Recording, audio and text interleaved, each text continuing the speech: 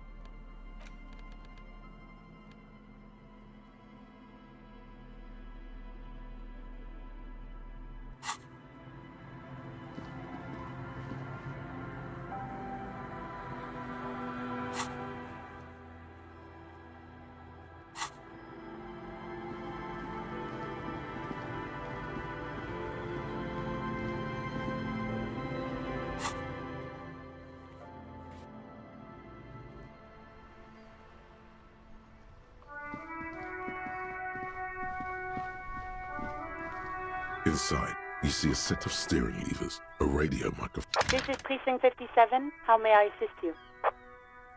Still no word, I'm afraid, sir. I know it must be frustrating. Was there anything else you wanted to ask?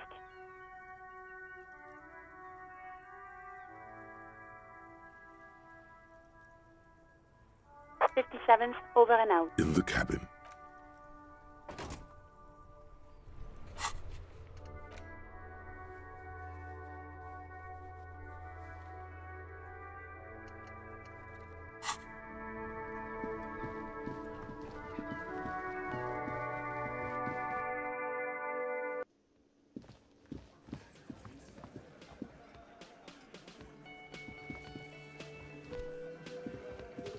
I've got nothing to say to you. Why are you wasting your time? What you want is of no aggressive. So you were spying on us, and now you represent murder suspects. Just duck. We've talked to Everard Claire. We know who. Listen, you moral intern lackeys. You're a mob, enforcing the unlawful privatization. Fuck yeah. So ask what you came to ask, or get back to your commanders.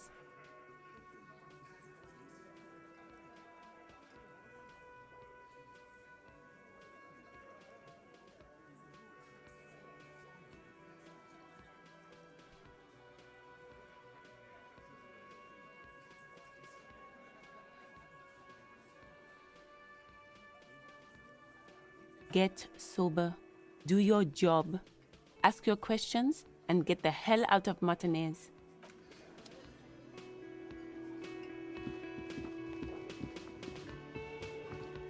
Again? I can't believe this shit.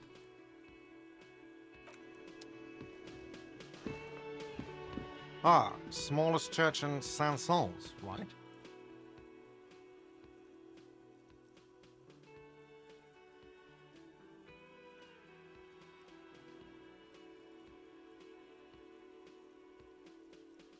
Cool. Now, what can I do for you?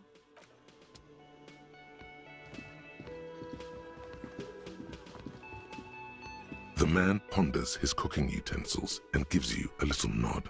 He looks up at you. Shrugging is an international sign for no. You see a heavy steel door with the door does not budge.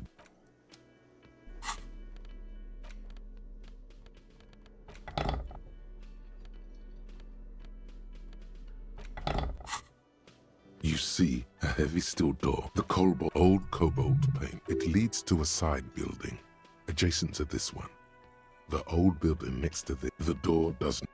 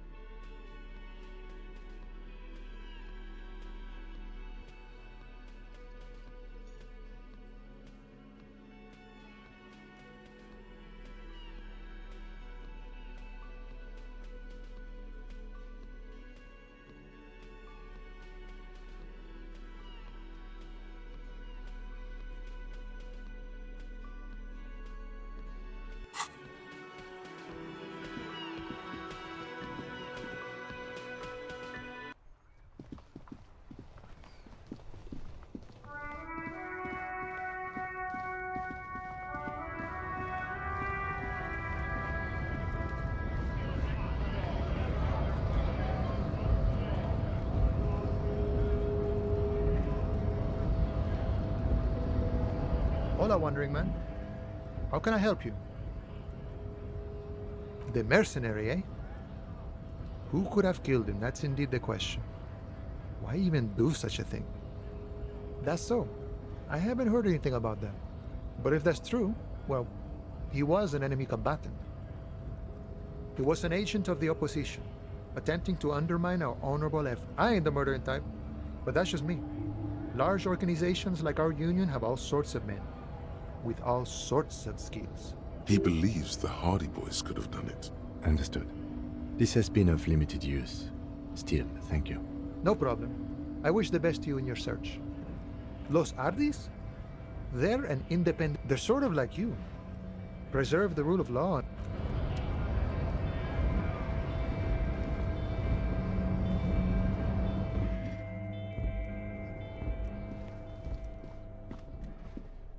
The file cabinet stands steady as ever, and the unlocked drawer, the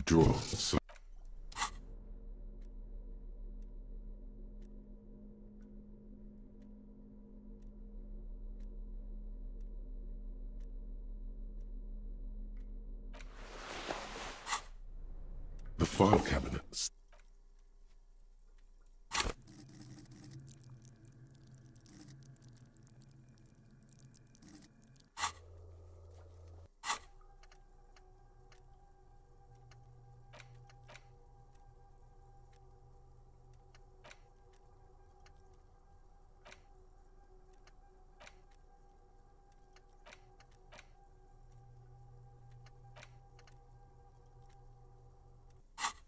The drawer slides shut smoothly.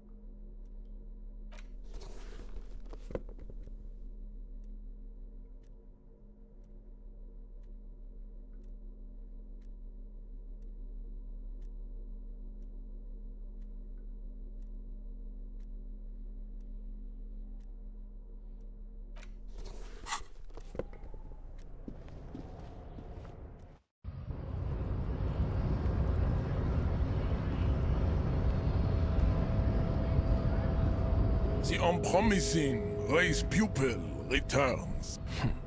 Observe. Like a peasant hoping to bet a noble. Get your dirty. To comprehend time, you must possess at least a basic understanding of how reality works, what the rules are. The concepts you reach for are far beyond you, Poopa. With this again, but you've learned the basics. Guess we need to return to Mr. Monolith once we've figured out what else is missing from the curriculum. A studious approach. Seems like a good direction. Turn it into science. Just remember, minimum effort. Let things get too brainy, and bang, you're a Beano-Clot. No one wants that. Come back to me when you've mastered the raison.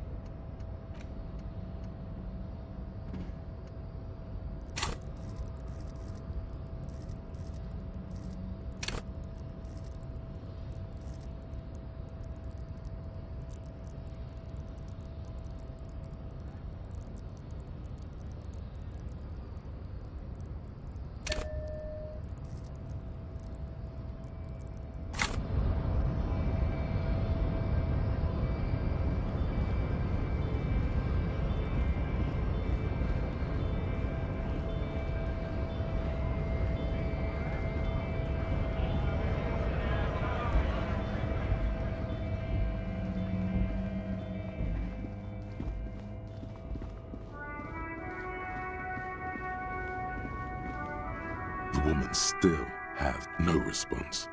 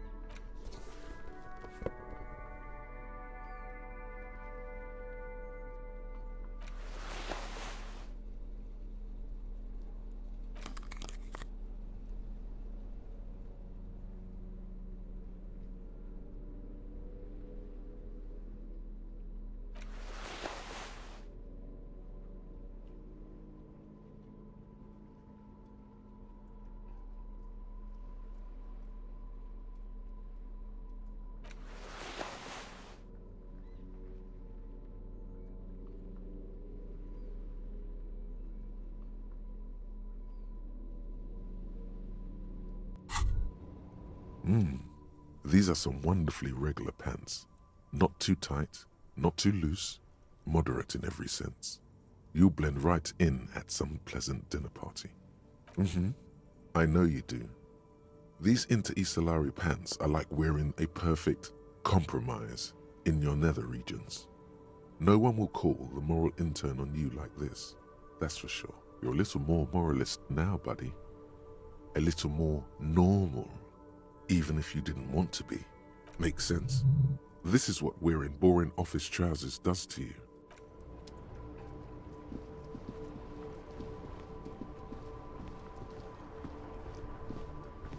Officer, care to play a game with the lonely old man? Actually, never mind. Wouldn't be the same. The prick is gone.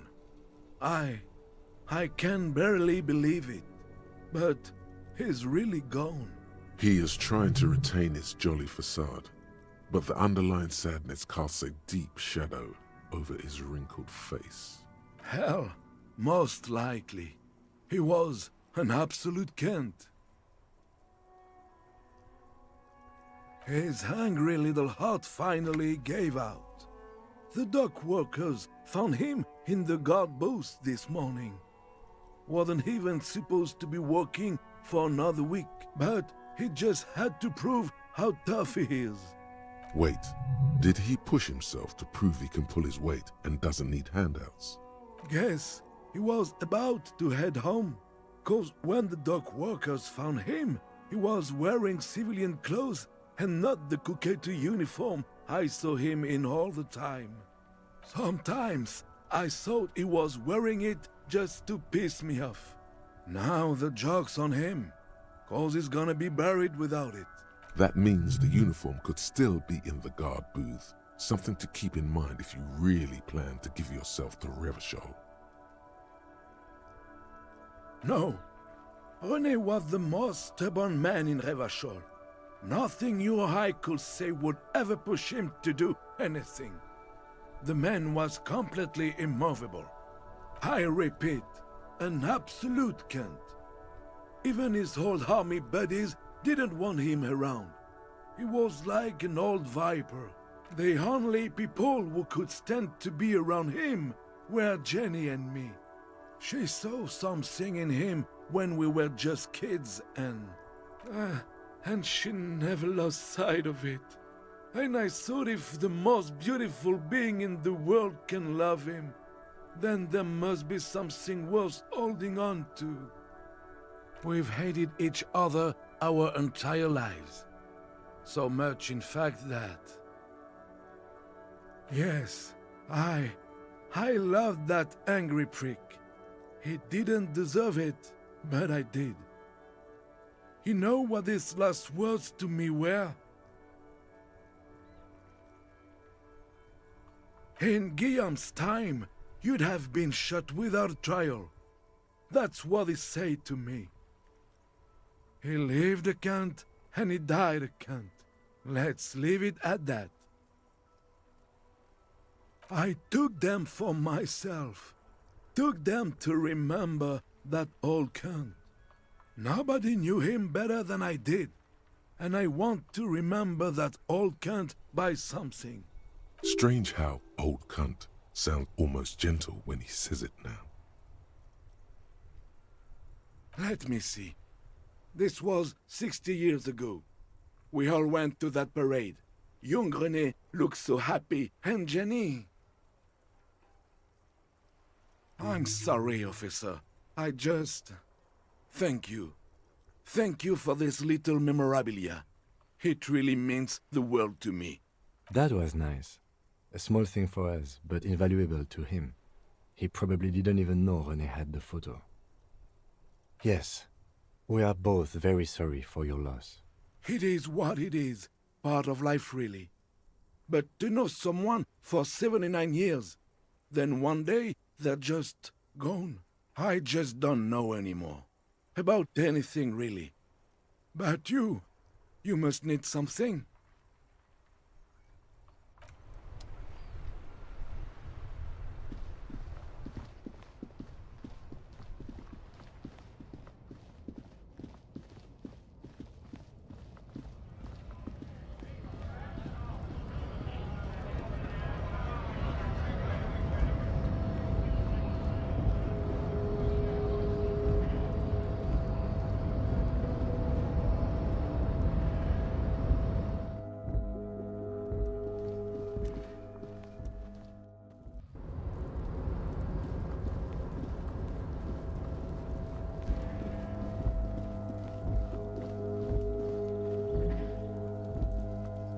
This is the night watchman's booth. The name on the door reads, René, take it. It's just there. Who cares? It's not like anyone's gonna need it. I suppose René is not going to be needing it anymore. It's a bit too colorful for my taste, though.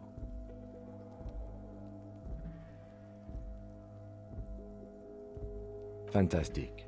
Try not to wear it with other similarly colorful clothes, okay? As you turn, a bright light catches your eye, making you squint. From a distant sunset, a stage light, flash photography, nowhere in particular. It's just what superstar law officers do. They squint at lights, and they solve shit. Yeah, you have. You're a big dick cop, Dick Mullen, Salam Rocky Baye, badass on-the-edge disco cop. Time to recede into a ludicrous fantasy world. Here we go. Camera, lights. With a sudden flash, the world freezes around you, and you along with it. In an iconic monochrome solution, a black silhouette against a rasterized orange world. It's on.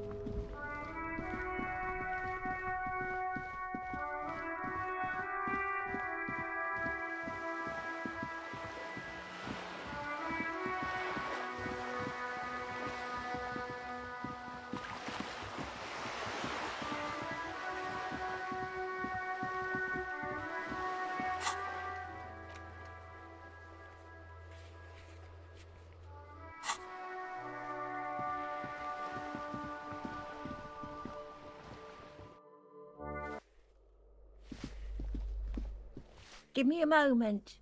The waiters are at the end of this hallway, right next to the communal bathroom.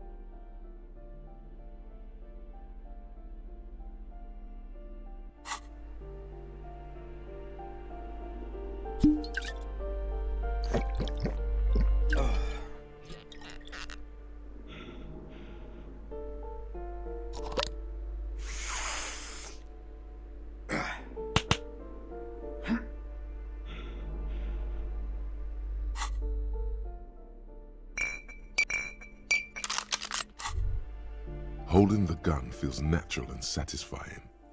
It's like an extension of your arm, the polished wooden handle almost fusing into your palm. It reminds you of the day you first held it, with fear and respect, hoping you don't have to use it in vain.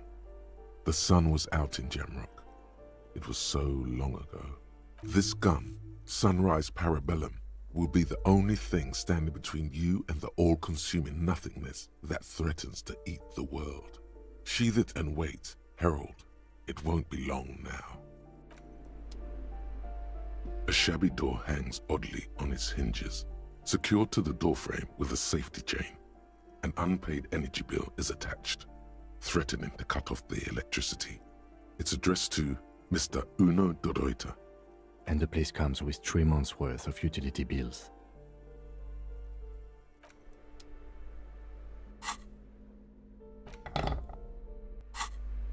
A shabby door hangs oddly on its hinges. Snip. The cutter goes through them like dead leaves. The links fall to the ground on the other side of the door. I know there's no stopping you, but let's at least make this quick.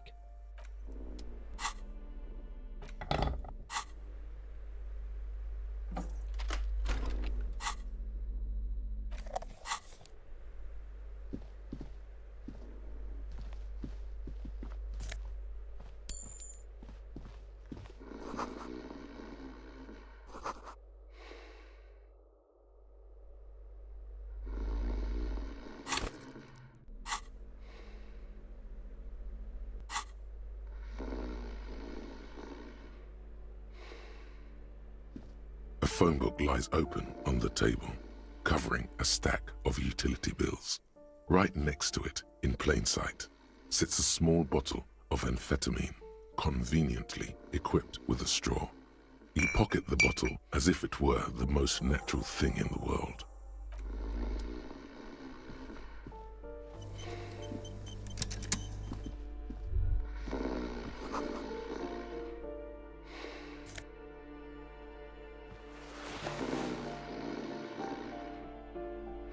A bundle of clothes heaped on the bed, a stained parka, some towels and a duvet, some socks even. In the dark, it looks like a nest.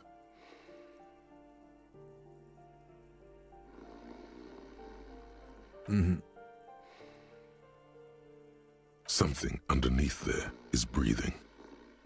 Your hand touches a greasy duvet covered in cigarette burns and ketchup stains. You hear a growl. There is something alive underneath it. It's deep, in suffering somehow. You see a 60-year-old, fat, red-headed man passed out from large amounts of alcohol, and God knows what else. The smell of shit rises from his mouth. You don't have to take him down. He's already down.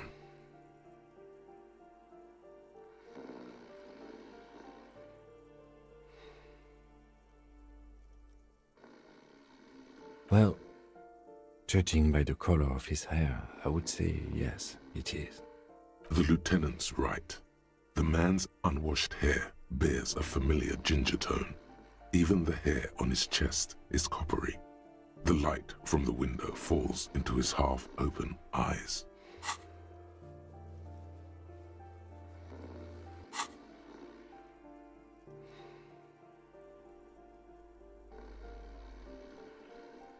No, it really doesn't.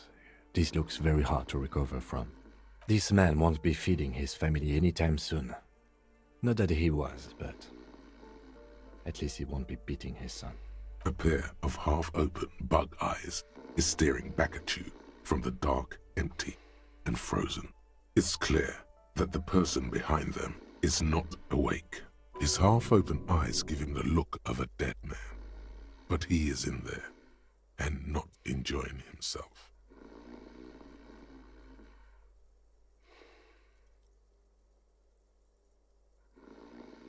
Can't you tell? It happens to exceptionally committed substance abusers. They fall asleep with their eyelids still open. Not a pretty sight.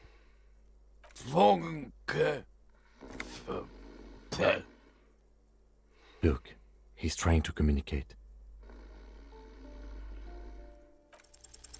The man groans once again, but his tongue keeps failing him. It's impossible to make out the syllables. A hand emerges from the blankets, trying to gesticulate something. And then it dawns upon you, clear and surreal. Pigs, he says. He's trying to call you pigs.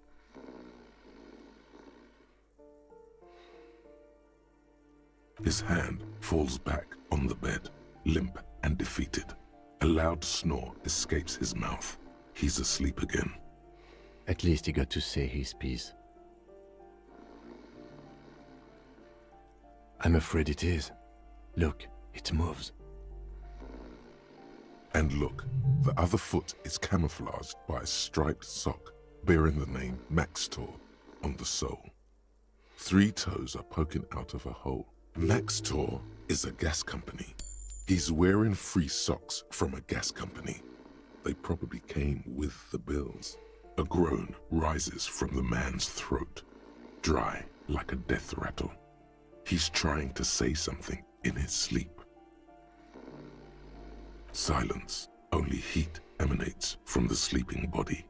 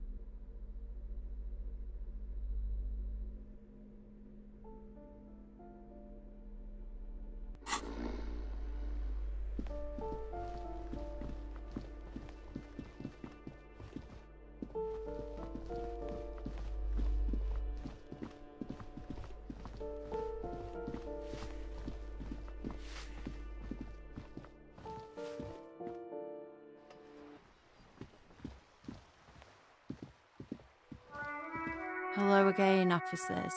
Have you come to admire my mural?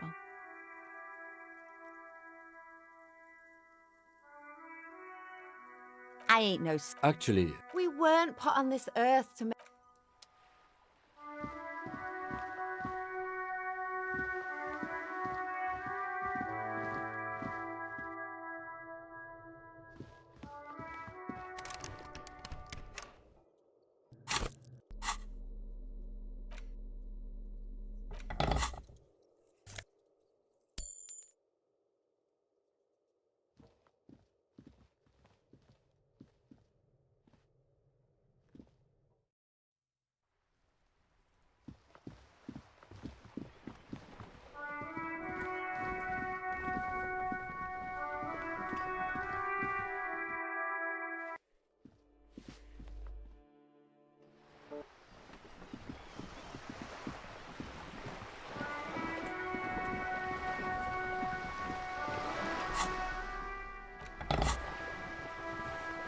You're back. Good. I fear I've told you all I know. It's an Oranese map of the waterways, or some version of it.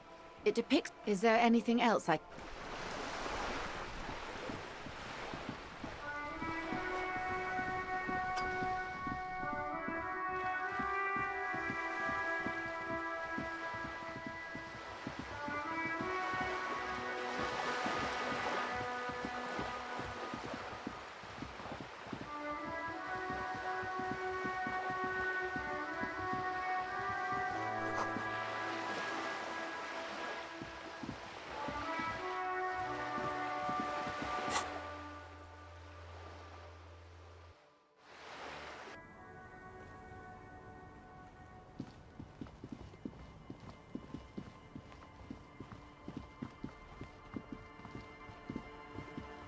Tequila Sunset. What's in a name? Hey, Spiral Boy, you gonna share that? Don't call up. Shut up, guys. I'm telling a story here.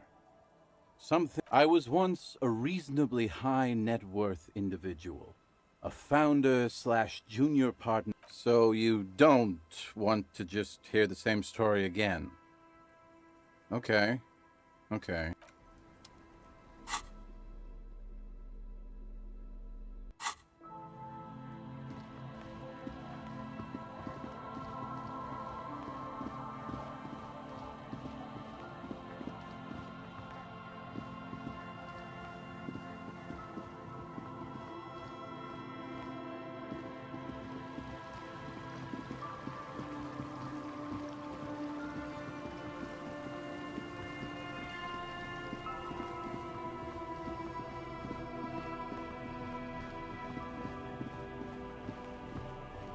A few locusts trudge along the wall of the trap.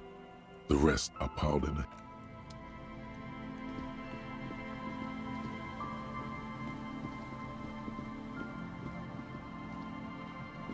The trap is filled with dead and dying locusts. Most of them aren't moving.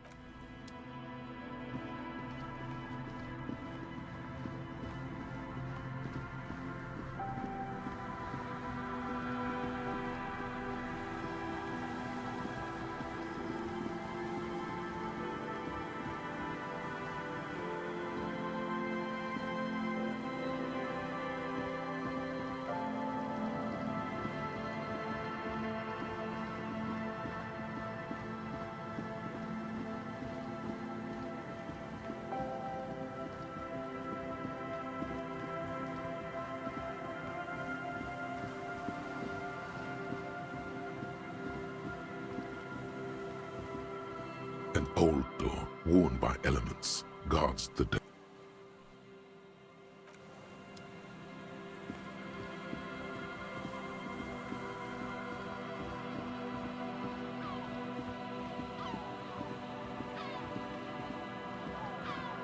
Just dead and dying locusts, and the slow swaying of surrounding reeds.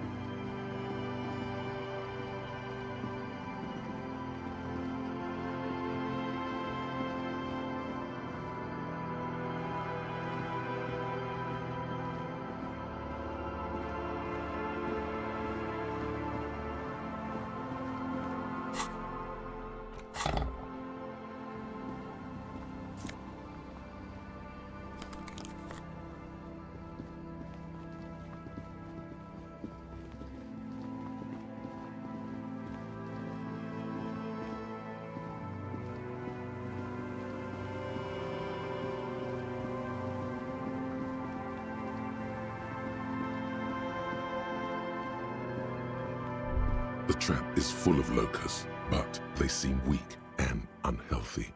A few lie on their backs with their legs twitching. Still, no phasmid.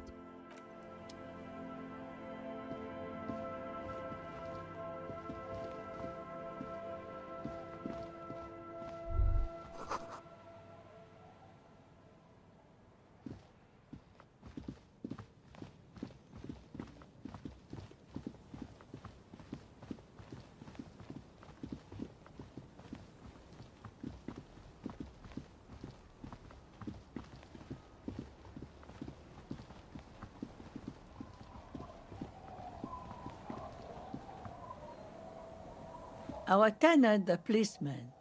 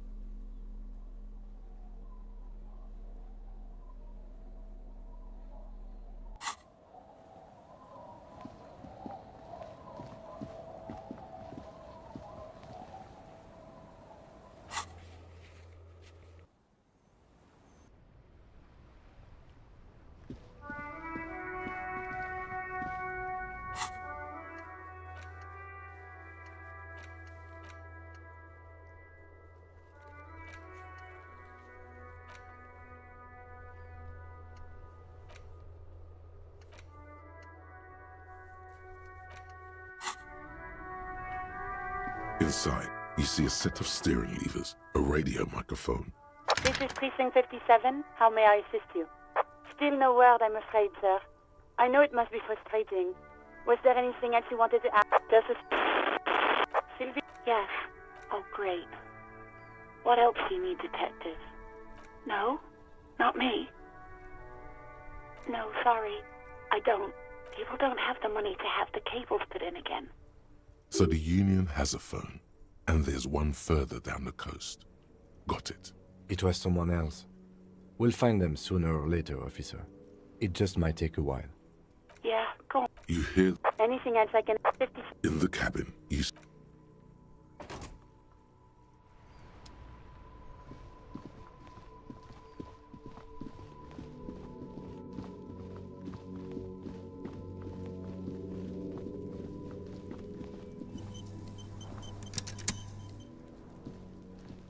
Fuck does Kuno care?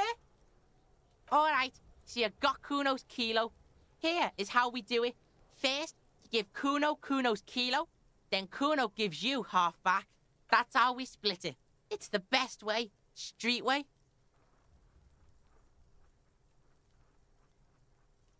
Word on the street is, you sent your little friend in dressed as a hooker, distraction style. That's some sick shit. Not a single muscle moves on the lieutenant's face. Kuno wants to hear all about it, but first we split the kilo, then we shoot the shit. Kuno knows what Kuno means. Kuno means gram. Wow, that's heavy. There you go. More than half in there. Kuno's fucking honourable like that. There is no movement on the lieutenant's face as he stares intently at the trash container. Now tell me, how the fuck are you still alive, pig?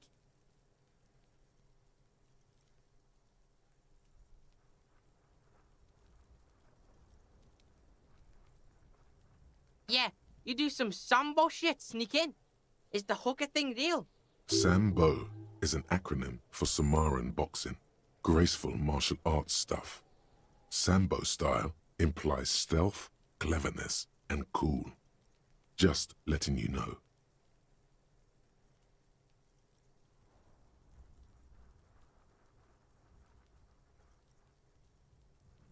What? His posture changes. The swaying rooster motion stops for a second. Then he gets it going again. Fuck right. Kuno's dad was sleeping like a bum. Kuno told ya. Kuno's dad doesn't give a shit about anything. Fucking breaking and entering shit. That's nothing to Kuno's dad. You got lucky, pig. Kuno knew this. Kuno's fucking violent fiend dad's been drinking hard lately. Kuno knew you have a way in. Narrow window. Kuno window.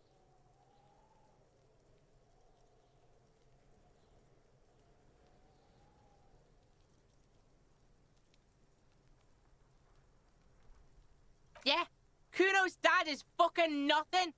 Fucking coma shit, stroke shit. Kuno's dad is so fucking violent. He's had a stroke many times. Shit. Kuno's gonna have one too. Gonna be just like Kuno's dad. Speed shit, crime shit, fucking on the bed. Kuno's gonna go out like Kuno's dad. Revachol West style. Stop saying all this sad shit, Kuno. Fuck are you talking sad? Kuno's got hard shit, death shit, nothing shit.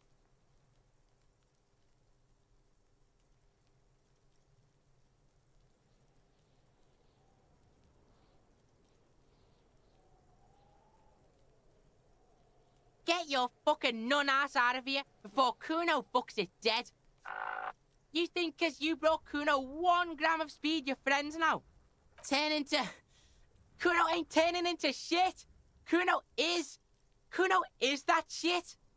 If he doesn't stop soon, he's going to collapse from exhaustion. He's red all over. Kuno won! Oh, you won, Kuno! He did not win. There is a crack in there now, and it's spreading across the face of his certainty.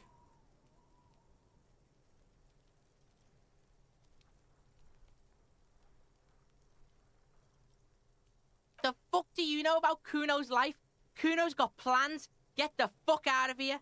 Yeah, we got plans. 6 meters underground, below piping from before the war, the collapsed remains of the Martinez storm drain system. There are 2 stolen flashlights with piles of batteries next to them, beside 2 bedrolls, in the dark and opening into the lower tunnels. Yeah, so fucking what? Fuck are you talking to Kuno about that kiddie shit? He's trying to fuck you again.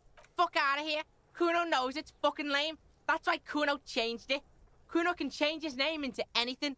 Gonna change my name into... Don't change your name into that, Kuno. Fuck right there were. Fucking 3 years or some shit.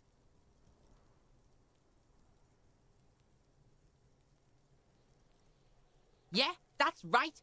Kuno's dad doesn't give a shit about that electricity and light shit. Just wants to pound on people and drink.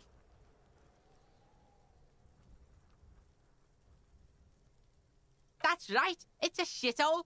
Kuno's gonna move underground, Leroy shit, ancient shit. Kuno's gonna live in a fucking catacomb. Yeah, in a tomb, Kuno. Yeah, you do some Sambo shit, sneak in. Is the hooker thing real? You got lucky. Kuno's dad was out getting more drink. Kuno knew that. That's why he sent you. Kuno cares about his pig. Doesn't want his pig to get hurt. Yeah, you do some Sambo shit, sneak in. Is the hooker thing real? The lieutenant flashes you a sharp look, but doesn't say anything. Only his tightly closed lips betray the effort keeping silent takes him. Fuck out of here. Kuno made that shit up to demean you. Look, pigs, Kuno gets it. You don't want to talk about it. Close quarters combat shit. Kuno doesn't want to talk about it either. Combat trauma shit. That room was so small. To be stuck in there with him, not an easy fight for a kid. What is this shit? He's fucked up on roids to drink more. You can't kill him. Kuno's dad says he'll die by his own hand. Die suicide style. In his mind, his father isn't vulnerable the way other mortals are. What? Fuck right. You got lucky, pig. Kuno knew this. Kuno's fucking violent fiend dad's been drinking hard lately. Kuno knew you have a way in. Narrow window. Kuno window. Kuno's not fucking trying to be tough. This shit is real. Kuno's fucking violent dad's gonna be a vegetable. Kuno knows that shit. Stroke shit. Stomach fucked up and... Kuno's gonna go out like that too. Gonna be just like Kuno's violent dad. Stop saying. Fuck you talking, sad? Fuck right I am. Now get your nun ass out of here before Kuno fucks it dead. You think cause you broke Kuno 1 gram of speed, turn into... If he doesn't stop soon, Kuno won! Oh, you... he did not win. Yeah, pig, this shit is done. Now get the fuck out of Kuno's face. Kuno needs to drop the bomb. Yeah, the kingdom of Kuno. The fuck do you want with it? Yeah, whatever. Kuno doesn't...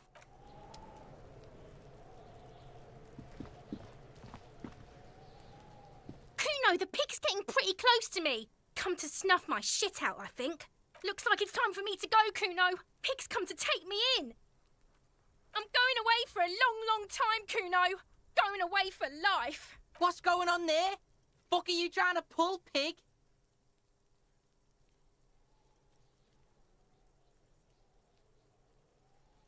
I come from the woods, good Davidu. You don't want to go there with me. You don't want to see what I've seen. Don't be traumatizing her. Get the fuck out of here.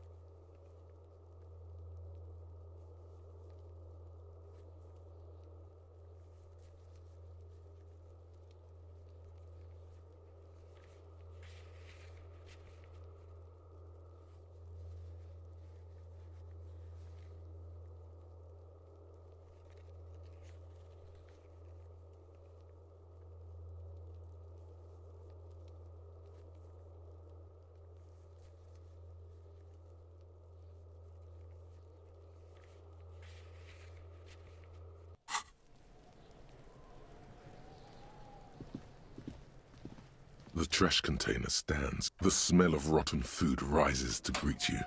You see soggy cartons, dirty rags, and organic waste. You see, you've done this before. The movements are recorded. A box falls into pieces. Not much to see here. There's nothing more of interest. The container sounds a muffled gong.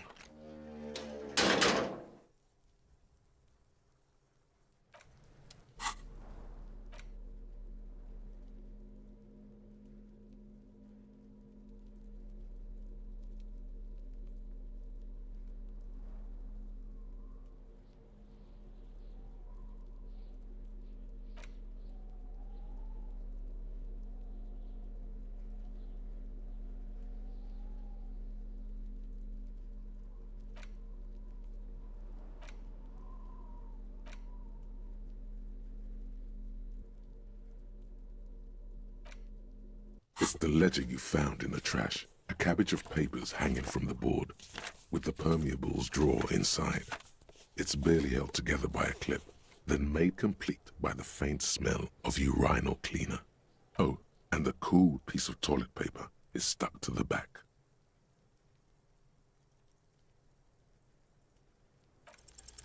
Yes, at last, you find a way to piece them together using the alphanumeric code on the margin. HDB 41, date of initialization and time of arrival on the scene, followed by the title. For example, HDB 41120. Why yes, your precinct number is 40. Every last alphanumeric in the files begins with it. And these are your case files. It's safe to say HDB are your initials. Harrier Dubois, HDB. This one is relatively easy to reconstruct. Overnight on 1202, a graffito, nay, a mural, appears on an 8-story tenement overlooking central Jamrock. The building is a sparsely in cause of failure. Rent too high. The mural is enormous, Two silhouettes, a man and a woman, are kissing. True love is possible only in the next world. For new people, it is too late for us. Wreak havoc on the middle class. People call it that thing and that fucking thing. It's visible for miles. In 2 days, the station's complaints desk gets... The graffito crew is easy to track down. Only the bell-letchers have the literage of industrial paint to cover the surface. One of the graffito artists is rumored to be rich. They take responsibility for the execution, but not the design. The ideologue of the next world mural, as the crew calls it, remains an unknown. The case files do not show you finding the author of the design. The crew agrees to clean up after themselves. However, your partner, JV, is against the removal, citing public support for conservation. This leads to a debate in Precinct 41, which then spreads to the streets of Jamrock, ending in a rare plebiscite organized by you and the rest of Row 3. The 9,000 people subjected to the mural's message, all of Lakeside, Central Jamrock, and Villalobos, plus half of the eminent domain, participate in the vote. Although the case begins with what appears to be a lot of rambling on the streets as to how juvenile and stupid the mural is, given a choice between two options.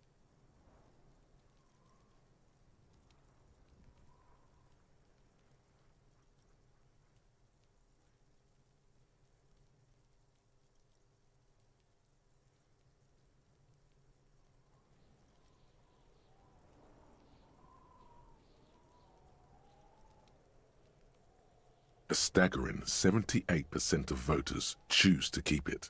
Turns out the opposition were a loud minority, and that love truly is possible in the next world for new people, and it is too late for us.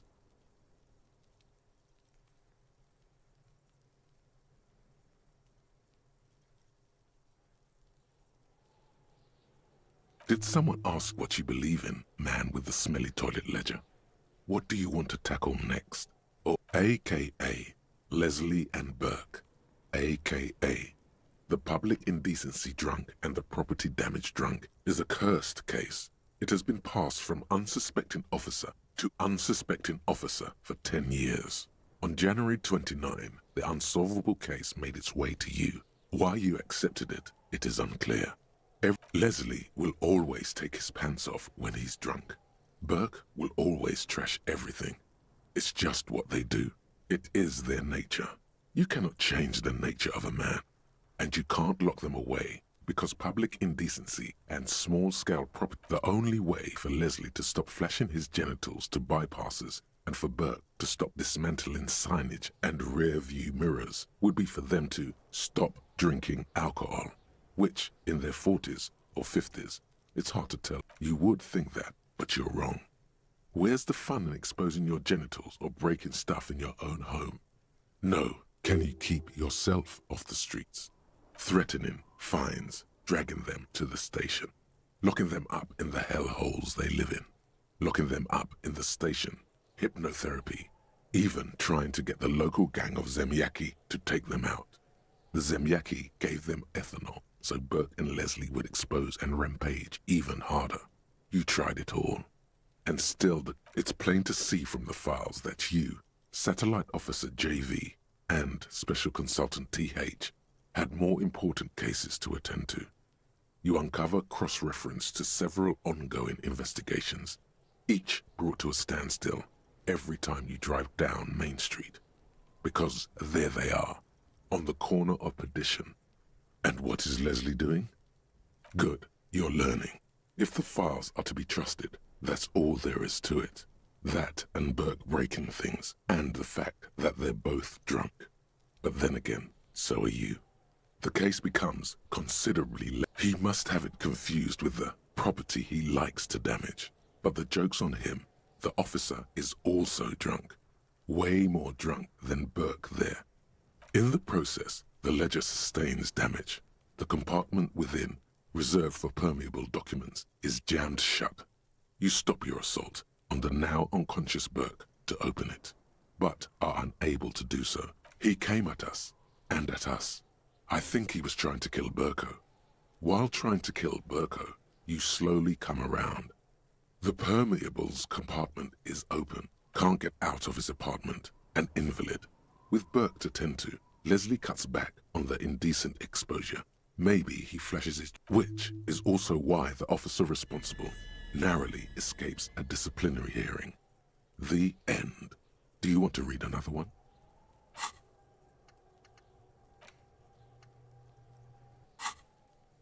It would be very interesting to read about these, wouldn't it? I mean, there seems to be a square-shaped entry wound in the victim's forehead.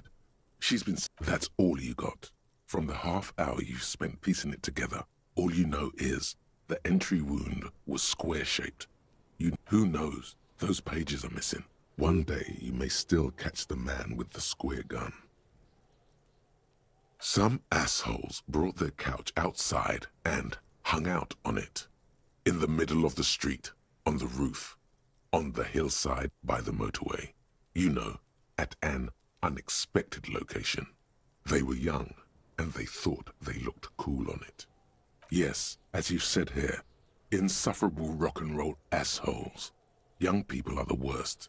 So anyway, they were leaving it out in all these unexpected and whimsical locations. They took it to where they also took photos of them, cigarette butts, coffee cups, stupid couch. You had to clean it all up. No, you didn't have time for that. These notes show that you have what is called a real goddamn job. You don't have time to be Murder. Tum-tum-tum at the hookah parlor was a case originally assigned to an officer called Joseph Mills, who is now dead. Of circumstances completely unconnected to, beaten to death by a throng of Villalobos gang members when him and his partner J.M., only initials mentioned, answered a call one night. It's a sad... Joseph Mills was on this case that he just couldn't solve. Was doing it solo. Said it was a real nutcracker, a real brain twister. Was on it for... Mills didn't get off the pot. Not yet. He kept at it for a couple of weeks more, racking his brains, running with every theory. No, he was awful. Awful sense of humor, too. The worst jokes you've ever heard. Really rapey. Still, he'd been on it for months now. Said it was the final case. Okay, so the case is handed to you because Mills isn't getting anywhere, and you look into it. Here's the setup. A young man is found dead in a hookah parlor. You know, those places where you go and smoke bubblegum-flavored vapor all day. Yeah, so anyway, young man in his 20s found with his skull busted open, right on the floor of the hookah parlor, in the middle of the day. No one else is in there, only client that day. In perfect health, too. No one enters, no one exits. He's just sucking on his watermelon hookah all morning, all noon, like he usually does. He's a regular. No calls, nothing. Mills has no idea. Invisible assassin, movie deal gone sour. Girl at the counter did it. Nothing fits. Eerie. Man just dropped dead. So you go to the parlor. You see cushions around the table. Tables low, heavy, really sharp edge. See? You can't even read the thing without solving it. Yeah, it was that. Turns out hookah does do something. It turns off your brain's oxygen supply, and you don't notice it until you get up to go to the bathroom. Yeah, he liked his hookah. Stephen was his name. Smoking hookah. Didn't you hear? I don't know. Trying to come up with a movie script, maybe. Anyway, that was Murder at the Hookah Parlor. Joseph Mills wasn't a good detective, and about 30 minutes has passed. Not much has changed in the meanwhile. A bunch of sodden papers still sags from the clipboard. It's just toilet paper sticking to the back of the plastic clipboard. You can take it off if you want. If you want it to be kitchen tissue. It's not, though. It's toilet paper. Still wet, the toilet paper, I mean kitchen tissue, sorry, peels off the plastic easily. All you have to do is shake it off. An aluminium block runs the width of the board, biting down on the paperwork. Its crocodile teeth are the only thing keeping the papers together. The surface is interrupted by a silvery sticker. It's rectangular, sparkling with iridescence. You don't know how you didn't notice it before. Looks like an official mark, made to be low visibility outside the right circumstances. What? That thing. It's a halogen watermark. We use it for adding information to RCM property.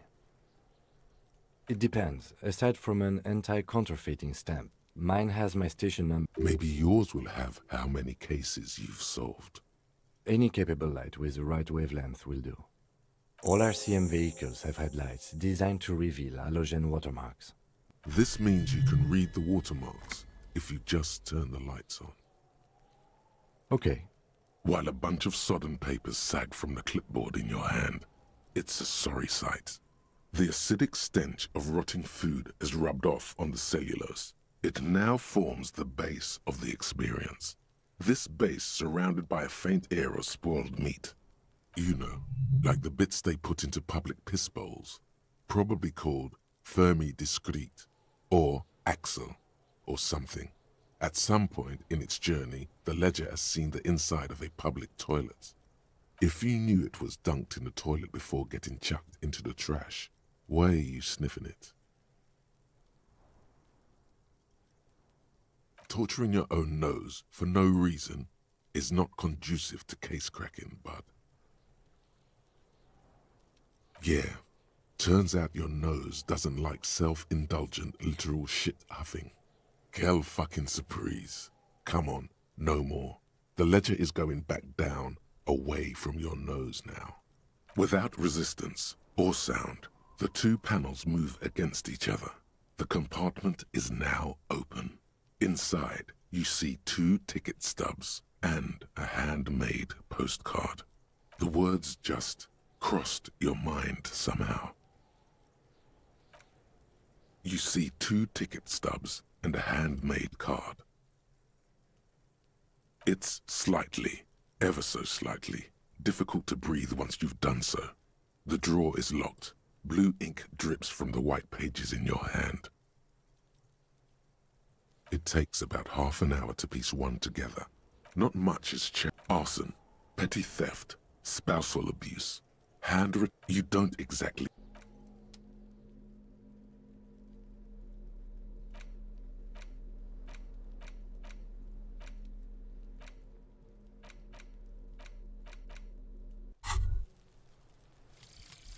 Call the Mama Dakwa.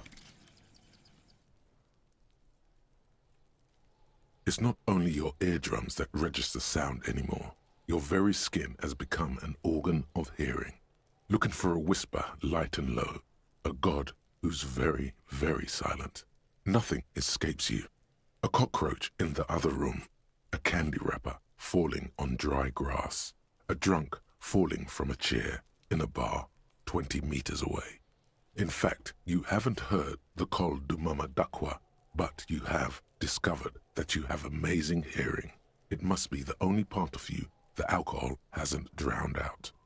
Keep listening. The 15th Indo tribe. Because there was. The 15th Indo tribe was comprised of 8 kids from Forberg and North Jamrock, running from wild dogs in the valley, hiding scents under rocks, and stealing clothes off clotheslines, and sometimes even the copper wiring of phone lines. You may have been one of them. This must be a childhood memory. The 15th Indo tribe was your Indo tribe, set to rule in Cylinder. The rest of the kids are dead now. Car accidents and drug overdoses. Only you remain.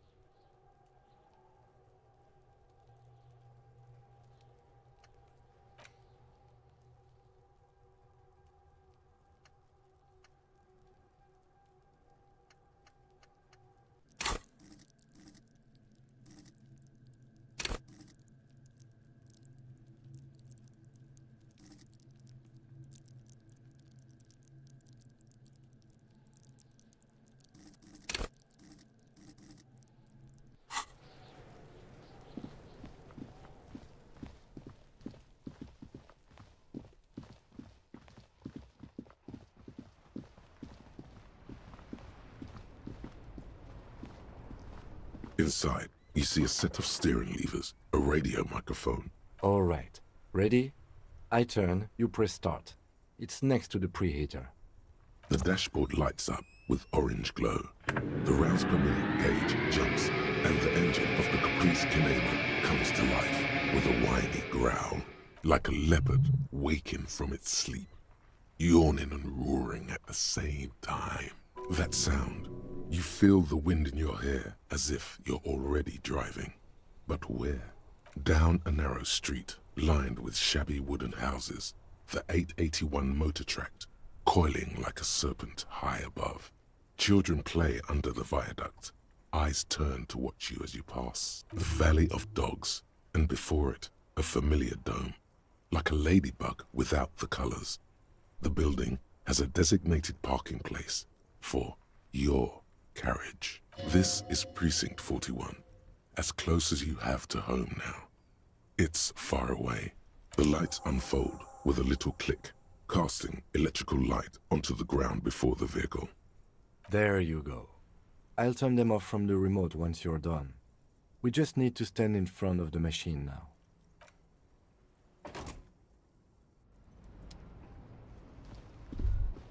As you hold your ledger's clip under the headlamp, an iridescent hologram appears. A street grid and the veins of a great river. A familiar sensation washes over you. There she is. Revachol West. Around the borders of the watermark are dozens, no, hundreds of micro-perforations. The rectangular watermark is overlaid with the logo of the RCM, and yet the major arteries of Revachol are all recognizable. They shimmer in the Kinema's headlights. A rat brazenly darts past you and disappears amongst the stopped lorries. In the distance, a child somewhere shrieks. A woman reprimands her in a voice no quieter than the child's cry.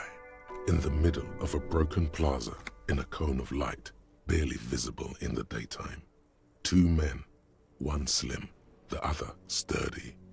They are on the city stage, but only one of them knows his lines. Ah, Martinez. Let me see. Right here.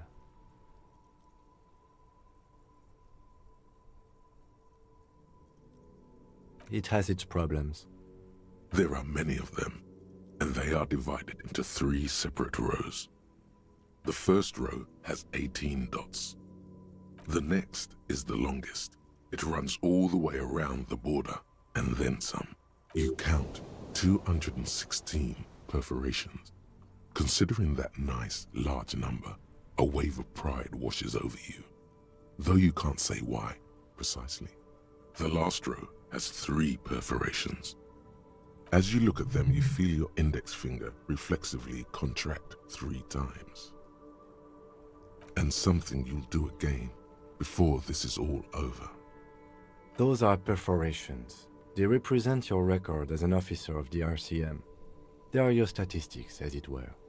I should have guessed you'd... Alpha male officers who are proud of their numbers often do. It's meant.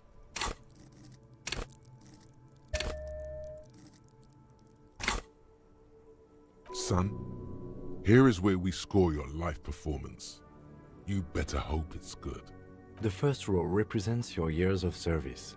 18 years. Okay, not bad at all. What did you do before you volunteered? That's what it says. I might have guessed even longer based on your age. What did you do all those blissful years of your youth?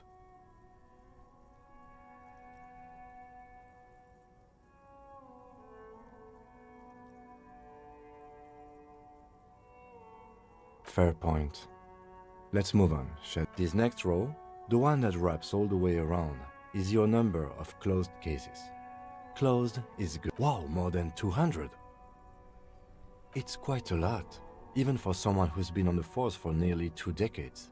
Usually, clearing more than 10 cases a year puts you in the 90th percentile of all RCM officers.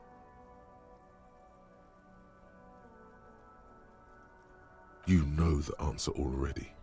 The tingle in your index finger gave it away. That's right. How did you know?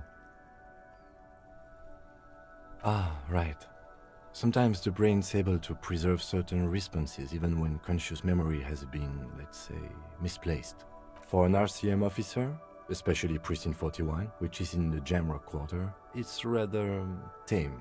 I mean that in a good way. There are certain officers who treat their kills like some kind of ghoulish game.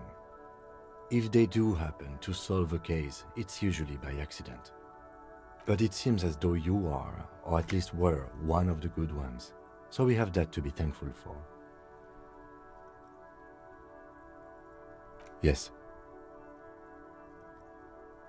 Everyone has their own method of coping, some more effective or self-destructive than others.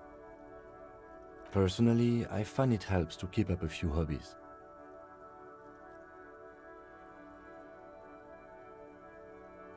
Why not historical reenactment? You've already got that antique carabiner gear. It's meant in earnest. Please don't mistake it for a jab. If you want to pour out the booze you've been carrying around on duty, I'm certainly not going to stop you. A dark pool of cheap Pilsner appears at your feet. It shimmers in the lights of the Kanema.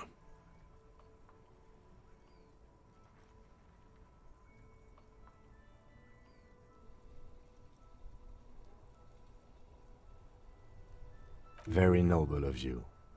Are we done here? The lieutenant nods. Right. I'll go turn off the lights. You can now see your statistics on your journal page, to the right of the task description.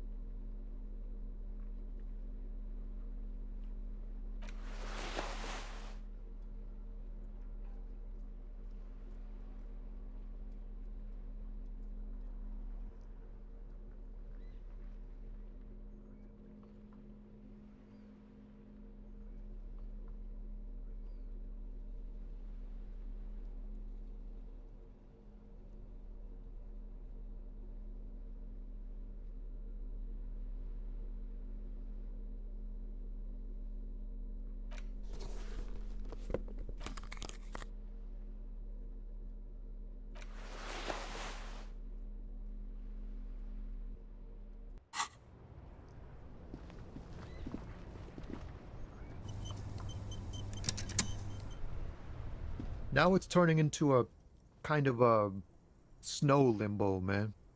What's on your mind?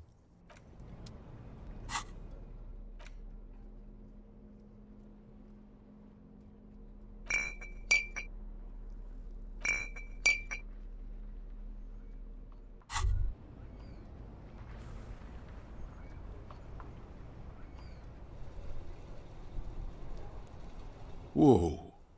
In your hand, Pyrrolidon, the double rainbow of synthetic hallucinogens, rare and gritty, a product of the age of atomic power. What a funny little cap. Don't let the scary medical warnings throw you off. It's an inadequate antidote to radiation poisoning, but a potent antidote to boredom. The container is warm to the touch, or is that just the anticipation? You screw the lid open and look. A little slit on the side lets you just slurp it up. Like a... What is he? Your mother? Is Kim your au pair? Slurp it. Slurp the morsel of danger joy. You suck a manly dose of the extremely chemical-smelling liquid into your mouth. There, it seeps into your tongue. When you swallow, it's already almost all gone. It tastes like many things, all melting into one conflagration in the back of your throat. As you look around, the world slowly exists as it did before. Only now, gentle flames lick at its edges, as though it were a photo burning. Not really. It's just a metaphor. The effect of that otherworldly drop of liquid is slower, more subtle than that of real flames, yet just as warm. This warmth, it makes you want to share your discovery with Kim. I'm happy for you. His glasses turn golden as the fire reflects off the lenses. You feel this man is your brother. Just don't mix it with anything, he thinks, looking you over. Thankfully, his sense of balance seems okay. Whatever, I'm not getting involved. Wow, Kim's badass. Or he's had a druggy partner. Whoa, that's probably it. He's seen it before. Look at all these guys go off like fireworks as information pours into you. About the lieutenant's simple remark, I'm happy for you. This stuff is great. Why not? This government-developed substance seems very non-intrusive. You could even operate heavy machinery.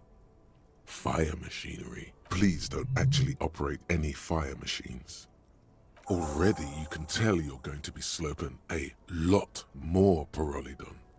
This stuff is going to give you insight into that little flickering light hidden in all human beings.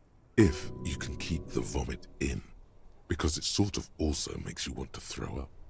In the bottom right corner of the screen, there's a Pyrrolidon button. It gives...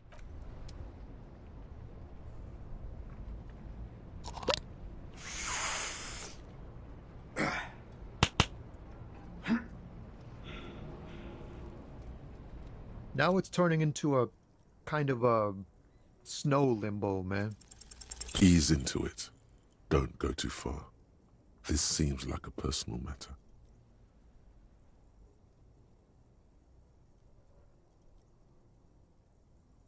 Cool. We all want to know each other's woes and all. But people, man, they have slippery souls. Just like that, he slips out of your reach. It is possible the yelling didn't help.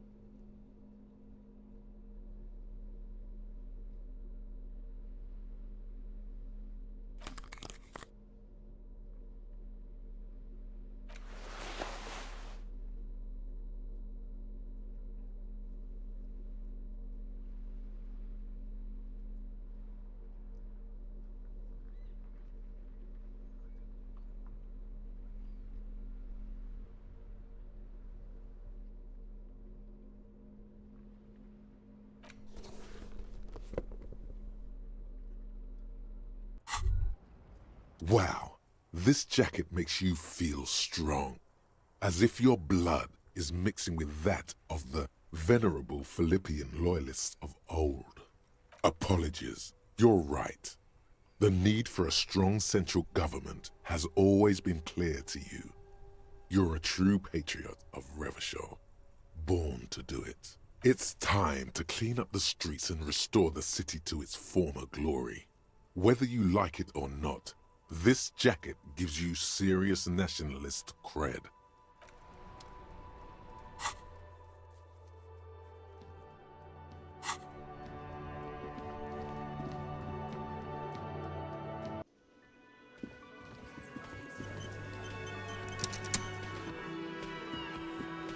Looks like the circus left town, but the clowns are still here.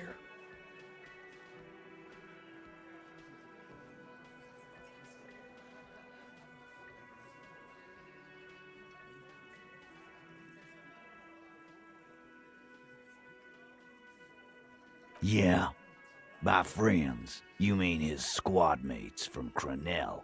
Wouldn't want to beat up his grandma.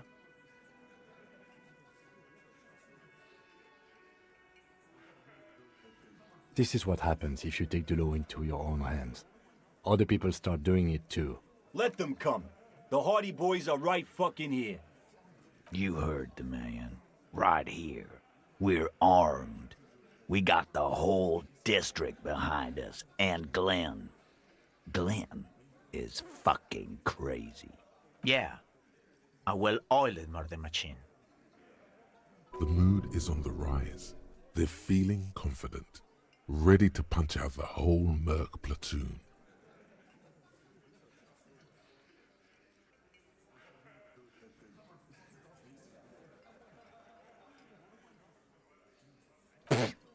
So are the local gangs. The fucking Barmy Army and the Madre scum. You've been out there. Seen it? Yeah. Where are they now, huh? Sent back to Madre in These people are trained military professionals. Special forces, as you said. They're not a gang or a Barmy army. No, they're not. They're uncoordinated and drunk. We know more about them than you think. We got weapons of our own. We got Ister 50s, Zeelagers. Glenn's got a knock cannon at home. I guess we're gonna see, aren't we? That was an unsure phrasing.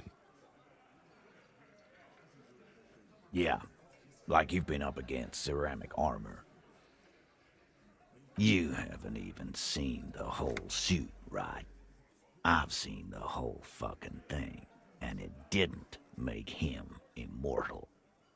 The fuck is that supposed to mean? We're not bees. We're men. We're socialists. Easy, E. He's trying to phase you. What are you trying to do? Scare my men? Big fucking surprise. They hire psycho scum, arm them to the teeth, and let them loose in the city. What do you think is gonna happen? What do you mean, okay?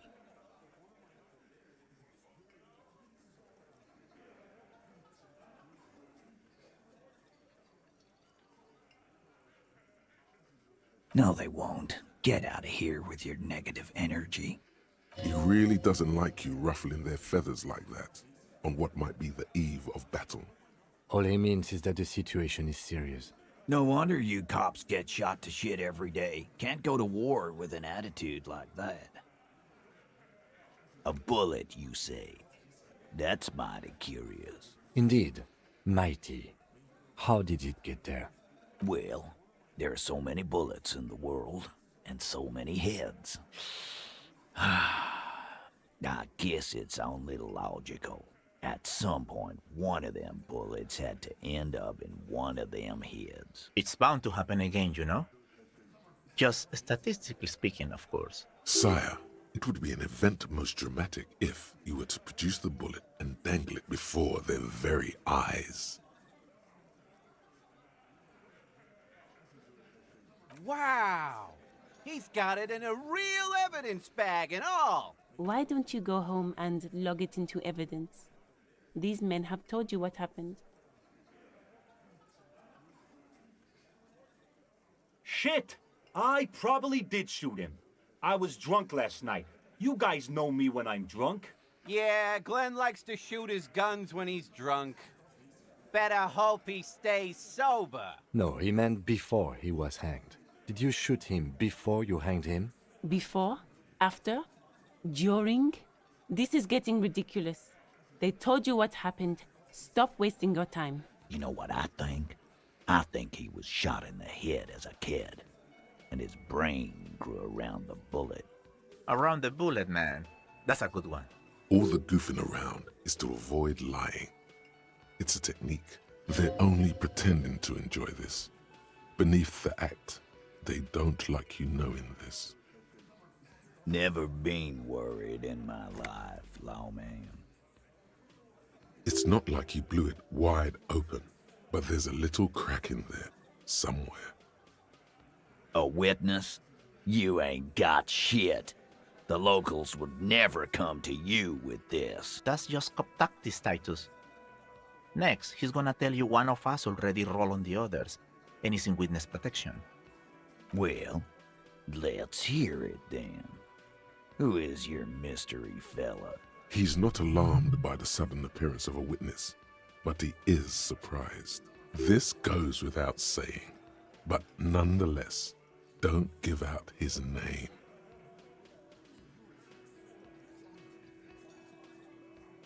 Yeah, right. Like we wouldn't know if an MI plant was in our town. Nice try, right? MI is short for Moral Intern. Moral Intern is short for Moralist International, the coalition that runs Revachol. I've seen this shit a million times, Titus. Fly fishing. They are desperate. Tell us, Copper, what wacky claims did he make?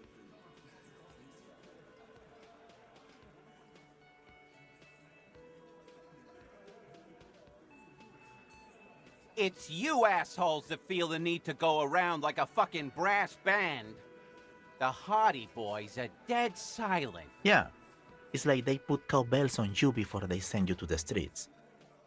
What's with the cowbells, policeman? They're avoiding having to answer this question. We were drinking, weren't we, guys? I hit the bottle hard. I was drunk as fuck. Right, I'm convinced, Glenn. Nothing off here. Just a regular hanging. Bullseye. Glenn looks around uncomfortably. The lieutenant hit a nerve. Arab guy? Boss, I think he's trying to save me and Theo. Well, yeah. What is confusing you? Eugene, Theo, and Elaine were there too. I already told you. Those flaccid MI cocks with their culture language. Everything's a surreal play or sublime whatever. Doesn't mean anything. It means the whole scene was long and drawn out, like it was from a film. What is this fella's problem? Sorry we didn't make it more action-packed. It wasn't the first thing on our minds, you see? Shanky. It's Shanky, right? I thought there's something wrong about the lynching story. Now I know there was. You don't know shit. I know you are lying, Shanky. Some witness. I pulled the same shit. Came up with some shit, then went and said it to people. Get a reaction. Don't have to go to cop school to try that. You don't have to go to school for shit. I never went to school, and I'm doing great. You're doing a hell of a job, man. Hell of a job. So much bluster to hide the fact that they're uncomfortable with you having this info. As you look around this room full of sweaty men, swearing, drinking, spitting out tobacco, does this look familiar? You believe the place was called Precinct 41. It was also filled with, almost exclusively, men, sitting on desks, talking shit and wasting time. Huh?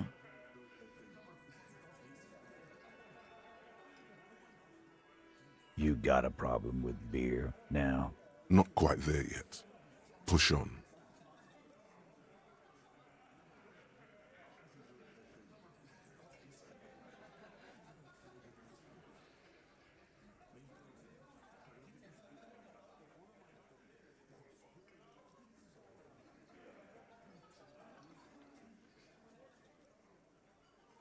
You saying we don't help people?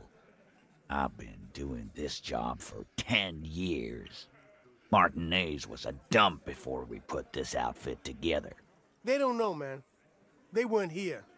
We had 3 shootings a week, kids dead, fucking graffito everywhere.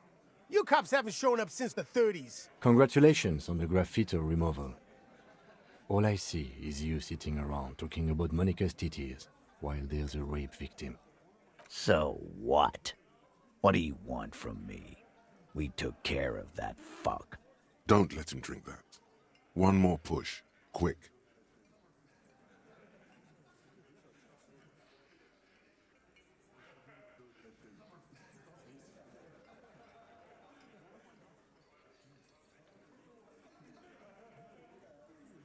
Titus is hiding nothing. Titus? You want to talk to her? Fine, talk to her. I got nothing to hide. Everybody has something to hide. He certainly does. So long as you treat her with respect. No questioning, no harassing, or you got the freight train of pain heading your way. You understand? What is her name? Glacia. I'm on due. She's staying here at the Whirling in Rags, a real pretty one. Silvery jumpsuit, blonde. That's I'm on due, with an O-U. Shit. The girl. The girl upstairs? That can't be her. She knows you drank so hard you forgot you were a cop. Yeah. Blonde. Tall.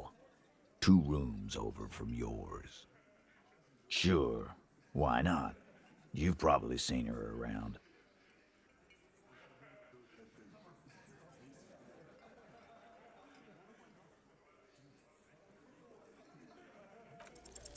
You inexplicably add cool after the victim's name, but no one notices. Your spine is too damn straight. None of these people would ever suspect you've met her. Calm. Normal. Try to forget this little hiccup.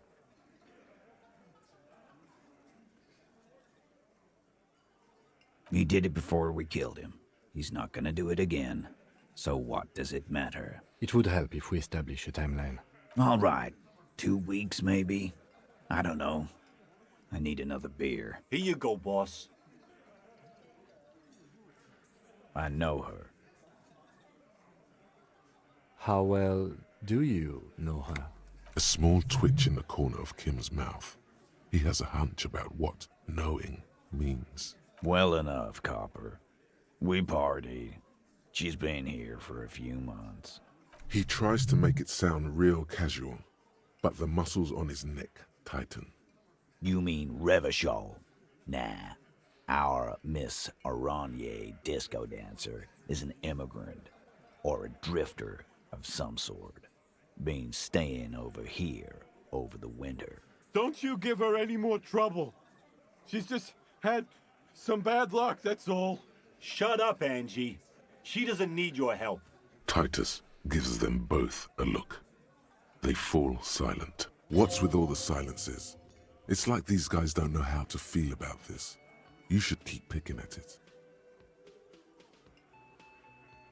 What do you think I meant? Yes, yes, and no. Got something to say about it? No, we just fucked. That's all. I'm not gonna give you any details if that's what you're after. So put your dick away. He really went out of his way to seem comfortable with this topic. That's all you're gonna get for now. He's doing a good job here. A commendable performance of I don't give a shit.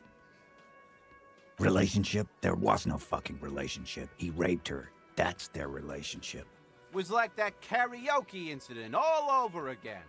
Or like some of the other girls he was harassing. Okay, enough. All of this is irrelevant to your stated investigation.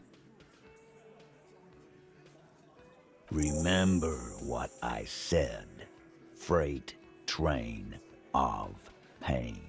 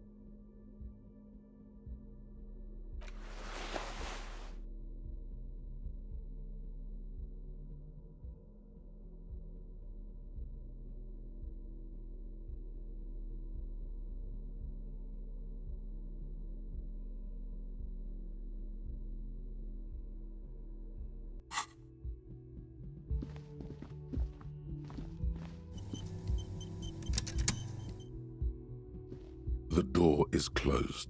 Who is it? Tired. Controlled. This is the police. Can we come in? Come on up. The door is open. Sounds like it's coming from upstairs somewhere. You could snoop around before going up.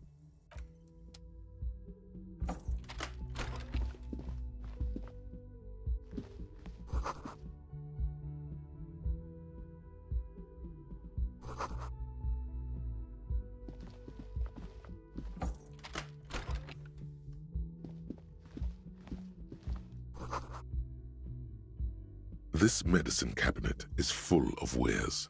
Sheets of pills, haphazardly stacked one on top of the other. There's also a toothbrush somewhere in there. Pharmaceuticals line the shelves, sheet upon sheet of pill bottle next to pill bottle. Acetylic acid, APAP, eye drops, blood thinners. Pill bottles rattle like bones as you search the cabinet. Paracetamol, histoparidol, something in a foreign language you can't read. Behind them, Nacra. This is used to treat opioid overdoses. Always handy to have around. Interesting. That's used for diamorphine overdoses. You could say he's on the lookout. Among some foreign, probably Messinian or Gotwaldian, marked red blister packs you find. What do you find? This is going to take a little know-how.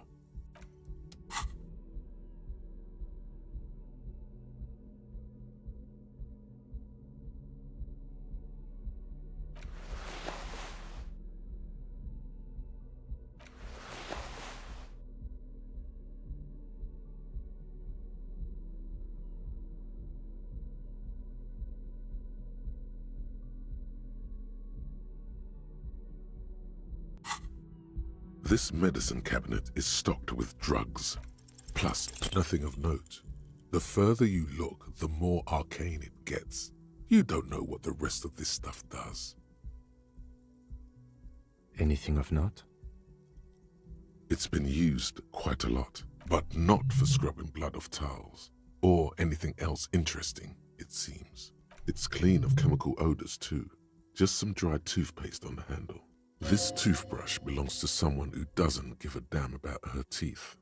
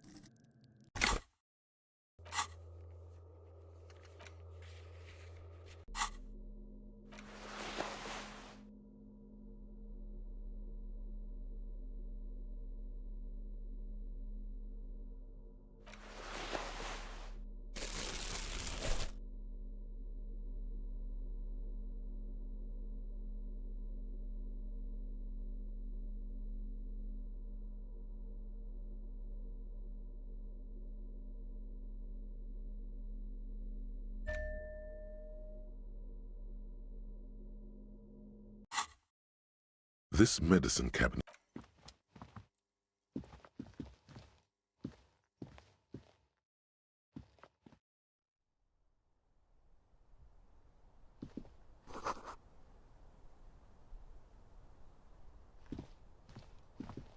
This window is pristine on the inside, unlike the one next to it. Light from the desk lamp reflects off the glass in an untarnished golden halo. Smooth as ice. There are spots of mud and rain on the outside, even smudges. But the surface of the window following your lead, the lieutenant leans in closer to inspect the surface. Looks like it, yes.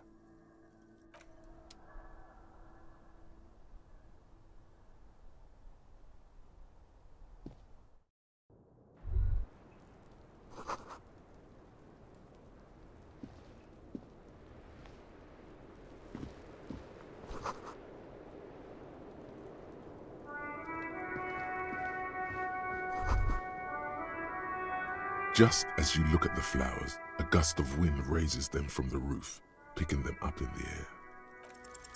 You catch a single white flower between your fingers. The rest fly off into the wind. It's a Maybell. The young woman looks at the Maybell in your hand. Just a glance. Then takes a drag of her cigarette.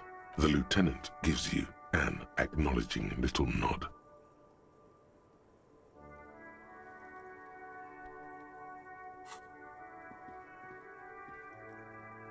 Your 9mm semi-automatic finger pistols make 2 satisfying snaps. Strange for such a small caliber of finger pistol to sound so chunky. The flower in your hand is impressed. So is she. That's not actually true. She's looking toward the yard and doesn't notice them, which is probably for the best. Because didn't someone mention she's a rape victim?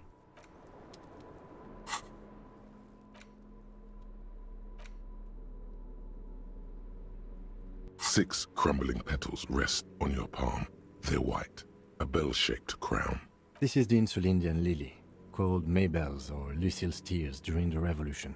Girls used to pin these on soldiers before sending them off to battle. This flower is a spring flower, but it's a bit early for that, isn't it?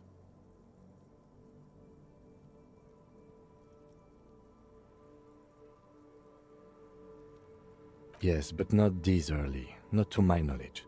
It looks dried, preserved. Maybe, maybe not. We'll see. The revolutionaries saw the communers and the anarchists. White's their color, but the custom started in the suzerain's army, so it held meaning for the kingsmen too.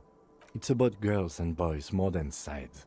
Girls sending off boys who are going to their deaths, then also dying themselves in the ruins from dysentery and consumption. It's a symbol of the Civil War. A big political and military conflict. Ask around or buy a book. The petals feel dry and fragile in your hand. Water flows under the channel bridge. Dark water. You rub your sides for warmth, but there is none. Inland, above the Martinez distributary, the channel that brought wastewater from the silk mills of Jamrel, and then dead bodies during the war.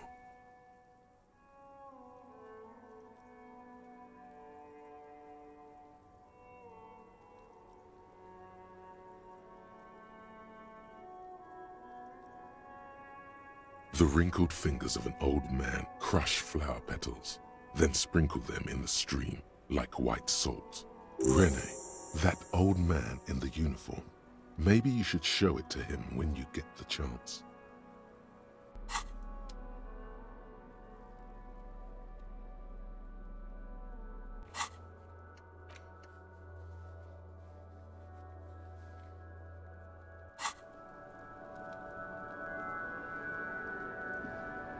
Welcome to the roof. Her hair is still slick from the shower. Below her silvery jumpsuit, an athletic young body, built long and lean. I'm sorry for the mess down there. The cleaning lady hasn't come by in days. I'm beginning to wonder if she ever will. It's much nicer now. Where the dead body used to hang, clearly visible from the roof, but no longer. Thank you for that, officers. Truly. There is something in her light brown eyes, a sadness, when she thinks about the death of that man. Oh yes, legends of room number 1 have made their way around the building. They say a portal to hell has opened in there.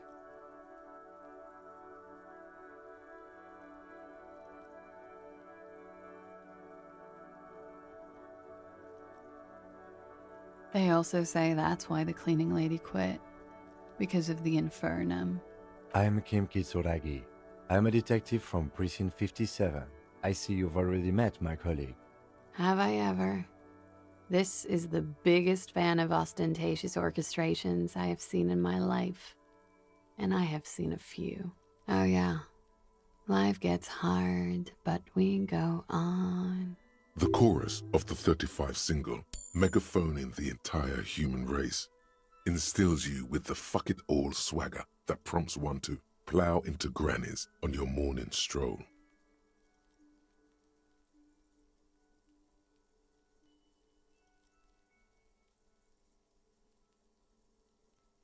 I can see that. I'm glad all this onward going has brought you to me. Miss, we are investigating the murder of the man down there.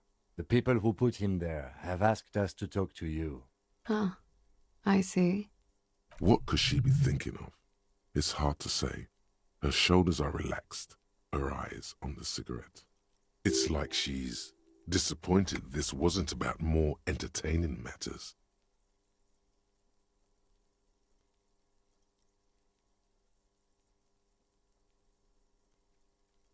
She looks at the dried petals in your palm, then lightly touches one with her fingernail. Chipped white polish covers the nail. It's long and sharp, like a mini dagger. The petal crumbles on contact. Pretty. Looks like a dried maybell. Is that the one you caught?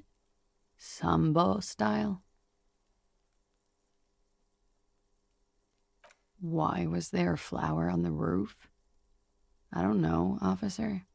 Because of the wind? Clasier Amandu. Same name that Titus gave you. Like her accent, it sounds Oranese. Her birthmarks also signal Oranje. You don't know why, but Oranese girls tend to come speckled with them. Right, sir. Vredefort, Republic of Oranje. I guess you could say I am an Oranese expatriate. Wasn't the tattoo on the hanged man an Oranese map of the waterways? The thought begins to form in your head, then dissipates. Something for later. A bad memory, officer. The Republic of Oranje is a democratic nation on the Muindi Isola, north of here, over the sea and across the Pale. It is one of the 6 major Occidental nations to hold stake in the continued occupation of Revachol, the coalition. People consider it a reasonable superpower. They will make you into a fiscal colony, divert your natural resources, hold patents and shares, but they won't threaten to wipe you out anytime, like Revachol did in its prime. Of lilacs and lightning, parks, glass, duraluminium. Vredefort is a conference city. It's always autumn there. A night. At least it was for me. What's so bad about that? Nothing, if you're no longer there. I'm 28.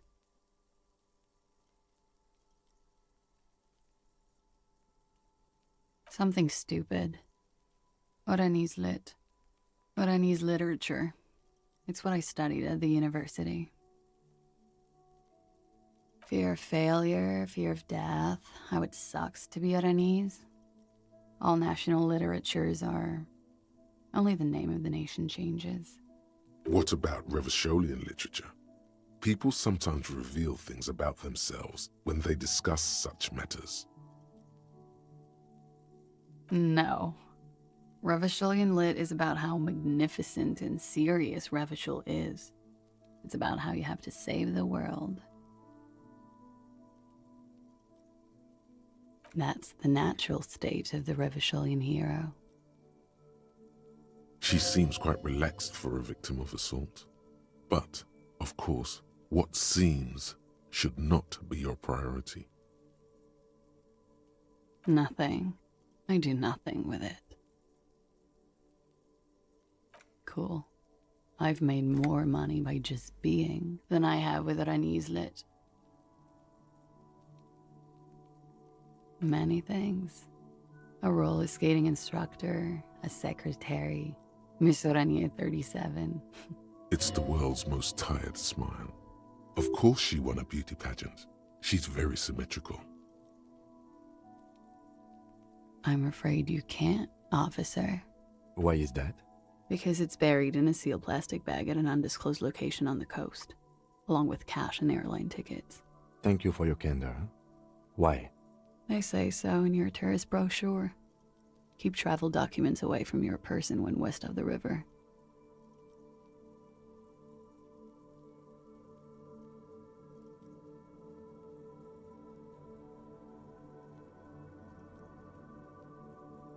Look, officers, I like this place.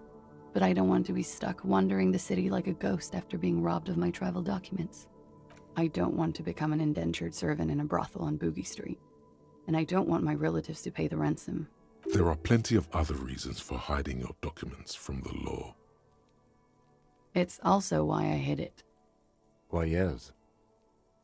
I'm an unpopular girl. There are people back home who don't like me. If they show up, I'm in a hurry. The kind of hurry where you can't afford to not find your documents. But don't worry, this has nothing to do with your investigation. I would love to change the subject. It's not important. Unless I'm some kind of suspect. Phew. Playfully. She doesn't seem to be overly distressed. Or distressed at all, really. If I were to lie to you, I would come up with a more mainstream name than Clausia Mondu. It's a weird name. She seems to be telling the truth, sire. Okie dokie. If any of this made her nervous, it certainly doesn't show in her expression or her movements. The record. So official.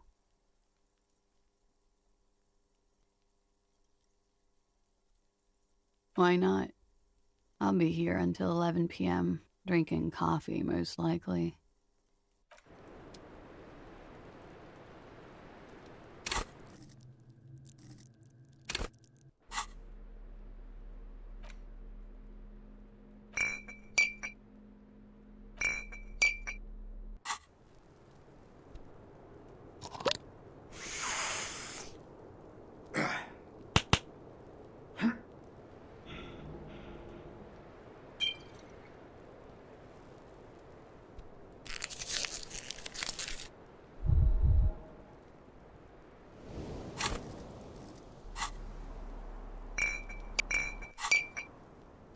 Officer? Yeah, it's pretty deluxe. I'm wintering. How long have you been staying here? About 4 months. I came in November. Here in the Whirling, here in Martinez, or here in Revachol. I heard this is where the washed-up disco has-beens go.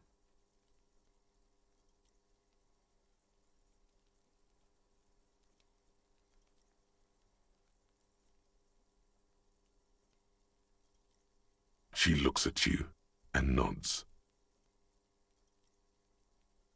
How long have you... About 4 months. Here in the Whirling, here because it's the funkiest building in Martinez. And because all the other buildings are bombed to hell.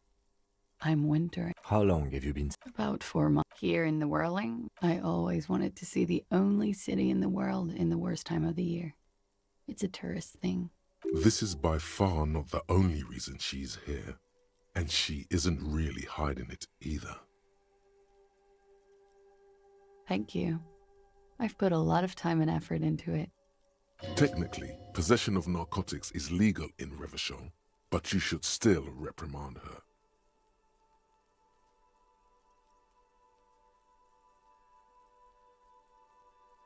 With money, sir. It's not exactly the anti-star-sized caboodle I intend for it to be one day, but it's getting there. The Anti-Star is, or was, a Vespertine rock and roll star who liked to do drugs. He did so many drugs, he eventually mutated into a corpse. Comes in handy when you've done too many opioids. Is that something that happens to you often, miss? Better safe than sorry. Very funky.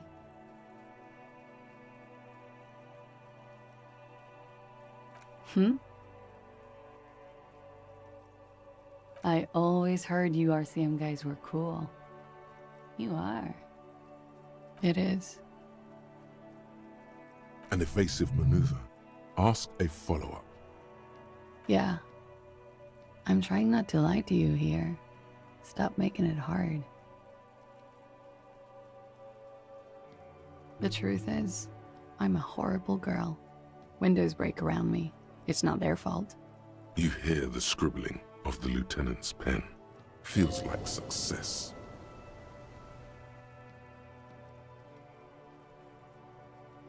Okay. Watching herself reflected in the bedroom window, tall and sparkling and draped in smoke. It's a bit early in the morning for rape, isn't it? She sounds positively buoyant, vivacious, totally unbothered. Is it? It is afternoon. Time flies, man. Yeah, I'm gonna go with not raped. I don't want to say that shit about him. By him, she must mean the victim. Tell them it's not my style. They'll have to, you know, if they want to jazz up the charges, they'll have to get someone more, rapeable. It's all very organic. Her mannerisms, her movements. If she's acting, she's quite gifted. By they, she means the Hardy Boys. Are you saying that you were asked to tell us you were assaulted? Not explicitly, but I understood what they meant. It wouldn't hurt to spice things up a bit. Some assault and battery. Sexual assault, maybe. It was clear the latter would be spicier.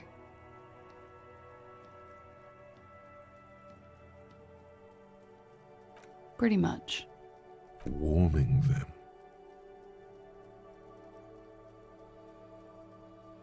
We partied.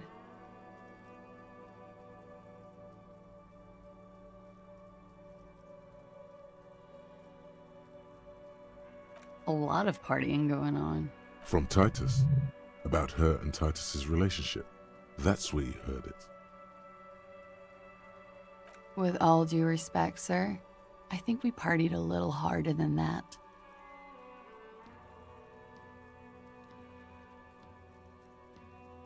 Oh, it is. You're still alive. What did you do when you partied? We drank, sir. A lot. For weeks, basically. We had that effect on each other. We made each other drink harder. That's why I liked him. What else? Stimulants. Speed also has that effect, making you drink harder. And then drinking harder makes you do more speed. It's quite the combination. We also had sex. I guess you can say that, yes, a bit. Lovers is such an emotional word. But there was something there. We did enough drugs for there to be. How did you two meet? Downstairs, at the bar. He was on some sort of assignment, a military man, as you probably know. Had a cool, scary scar. When was this? A month ago? Something like that.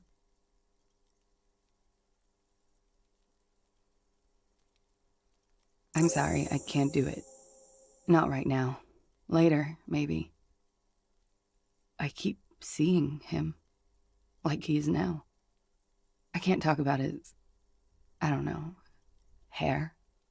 I know it's difficult, miss. We can return to it later. Oh, yes. I've had a great view. From the roof, out of the bathroom window, in my dreams. A bitter cringe. It hurts. You look to the lieutenant. He takes a small step closer. You called us, the RCM. Yes. Jackpot. I made it. And I would appreciate it if you didn't tell everyone. In Martinez, they call it snitching. Reporting crimes is confidential in Ravachol, miss. Because I couldn't handle it anymore. None of these people called. He just kept hanging there. Then they started stripping him. Tearing off his armor. Demeaning him. Throwing rocks at him. The voice was disguised. Did you... I didn't exactly disguise it. I just muffled the mic and nicked the landline a little. With nail clippers. And I diverted some radio fuzz into it. Into the cold wire. You were right to suspect there might be foul play involved with the broken phone line. Did I? Fuck. I didn't mean to. I had no idea what I was doing. Still, that's pretty clever tampering. Simple and clever. Crossing the lines like that. Thanks. She looks a bit like a little girl who's just been complimented on her bike repair skills. I don't know, sir. It was stupid. I was drunk, too. I was probably afraid the union was listening in. Locals say they have ears in the wires. We're not entirely convinced about that answer, but okay. Let it slide. Pushing won't help here. Thank you for making the call, miss. It was the right thing to do. I didn't want to, sir. But if I hadn't, he'd still be hanging there.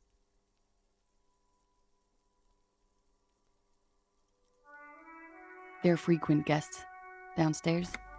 They have a booth for union members. They're probably down there now.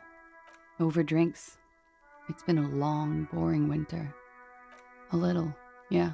Like you partied with the deceased? No, not as hard. I'm sorry to have to ask this, but have you had a physical relationship with any of the Hardy Boys? I have. Which ones, sir? I don't remember precisely.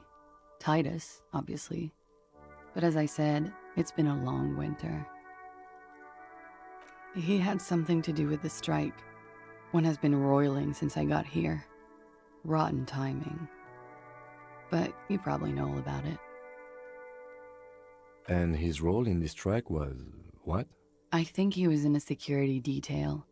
He was ex-military, worked for Wild Pines, and against the Union. We didn't discuss work much, if you know what I mean. But I understood it was dangerous. And they lynched him for it? She nods. Bullet? They shot him too? I'm not picking up on any theatercraft here, sir. The pause is sincere. They stripped his clothes and they shot him? You mean after they hanged him? I'm confused, sorry. So am I. Were you aware that he had also been shot, miss? Things are starting to go a little over my head here. I thought he was hanged. I was not present when they did it. I don't know what happened. I just know what they told me. And Sylvie, the bartender. This is beginning to get confusing for you too, and we don't like that. Where was she last Sunday night? Cowering. I was cowering downstairs with Sylvie.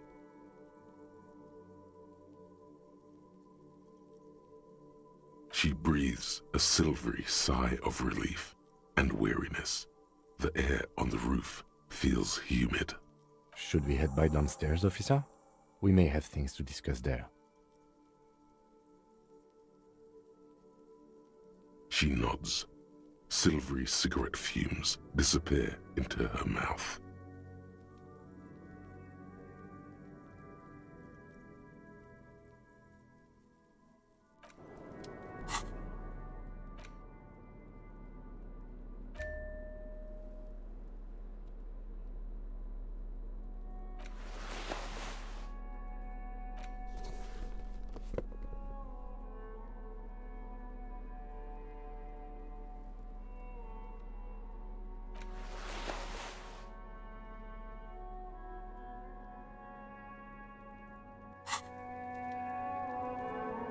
Officer, it's a fine day for questions. Soft, light brown eyes look back at you, directly into the space behind your eye sockets. You see the smoke rise from between her painted red lips. She's beautiful. I have bad news for you. You know these guys? Who? Me? Yes, he's talking about you, you shifty asshole. You too. Me? No way. I'm straight, man. These guys are compromised. She's got them singing along to her tune. The little bleeps and bloops you trust for info, you can't trust them anymore.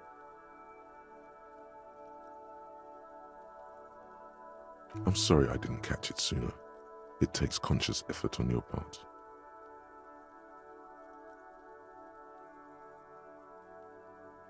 There's no way of knowing. At the moment, I'm afraid it's best to assume all of them. Bullshit, man. I ain't compromised, especially that guy. That guy's the most compromised one in here. No fucking way, man. I just want a drag of that sweet menthol Ziggy. Really? Quick, tell me what's under her jumpsuit. Glory, truth, softness. Protect her. She wants you. How it always does, through subtlety. There's nothing you can do about it. You are how you are, and she is how she is. Things will go as they do. No, it's better to know you're being played than to be played without knowing it, is it not? Yes, Mr. Thespian here has been singing paeans to how truthful she is. She is a lady, most fair and just. In his defense, to reduce him to such inadequacy, she probably had to employ half-truths more often than outright lies. That is correct. And omissions too. A little. They're all still of limited use, interpreting things to the best of their ability. Maybe they add flair or something. I wouldn't know. I don't add flair. But when it comes to assessments of character and factual accuracy, they are not to be trusted. Not with her. Don't be melodramatic. You can trust them. Just not with Miss Orange Disco Dancer here. A light green speck and imperfection on the outer rim of her right iris. It sparkles. You can't draw a sound conclusion. The one who usually does says, she may want to control the information rollout, not to become a suspect. She may have a past she's escaping, unrelated to this case. You doubt it's something truly insidious. See? It's oddly moderate, probably compromised. Don't worry, it's only been 4 or 5 seconds. You've got this. The silence broken. She exhales a little cloud of smoke and says, God, no.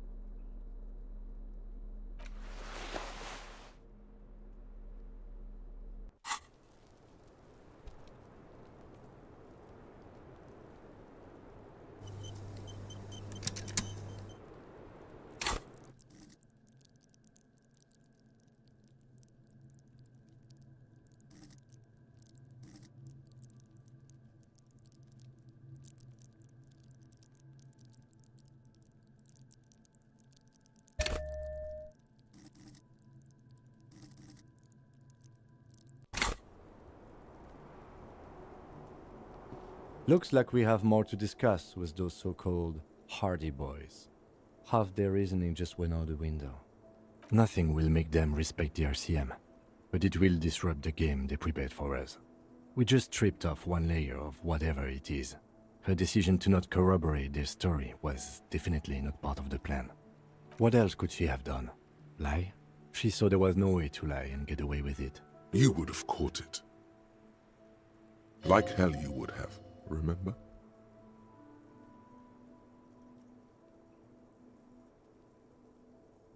If not you, then me. It was a smart move from her. So you said to her, what did you mean by it? She seemed forthcoming to me. Unusually so. Being forthcoming with some things is a good way to obscure other things, but I wouldn't call myself compromised.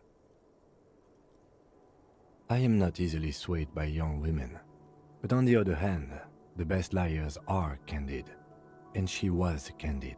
The lieutenant seems oddly sure he is not compromised. Not psychologically, at least.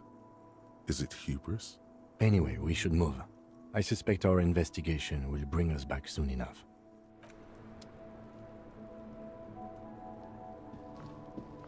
The same small, heavy door. No lock in sight. I don't know, Lieutenant Yefreiter. It is not the first closed door we found in this building. There is also your mysterious blue kitchen door. I don't know. The further we get, the more this building seems to be tied to the case. Below, the hostel cafeteria creaks and groans under your added weight. A skeleton of composite support beams and cantilevers. A dull thump. Somewhere inside, a wind brace rattles from the imperceptible motion of the building. The vigilantes, the cadaver, and a number of people connected to the case are in or around this building. This door is part of it. It's not unimportant.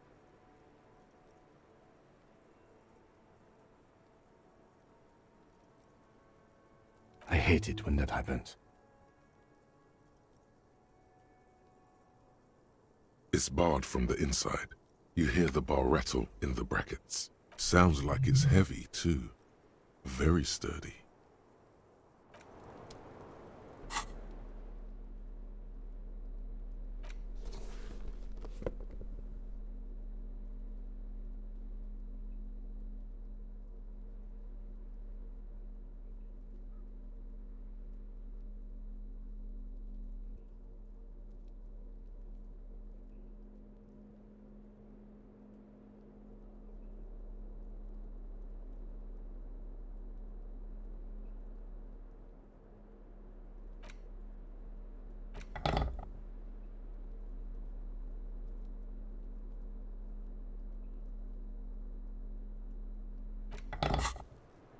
The same small, heavy door.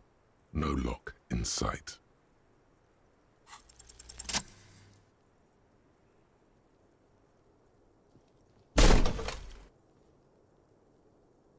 Something cracks inside.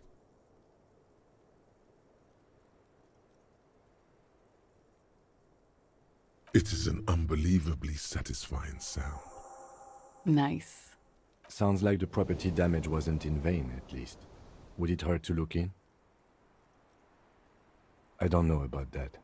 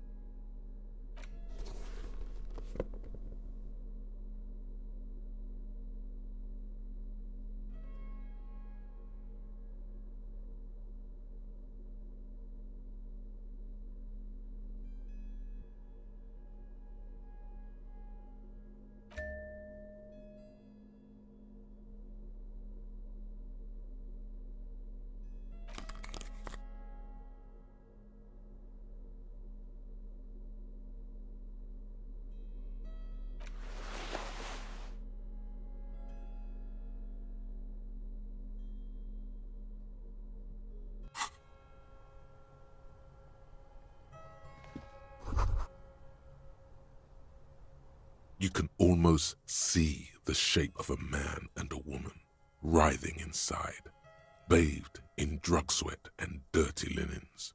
Bottles lie around everywhere. You can barely see through. Better not to jump to sensationalist conclusions here. The footprints on the floor, however, definitely suspicious. You lean closer to the peephole instinctively. I bet they're doing something quite unnatural there. Sensationally unnatural.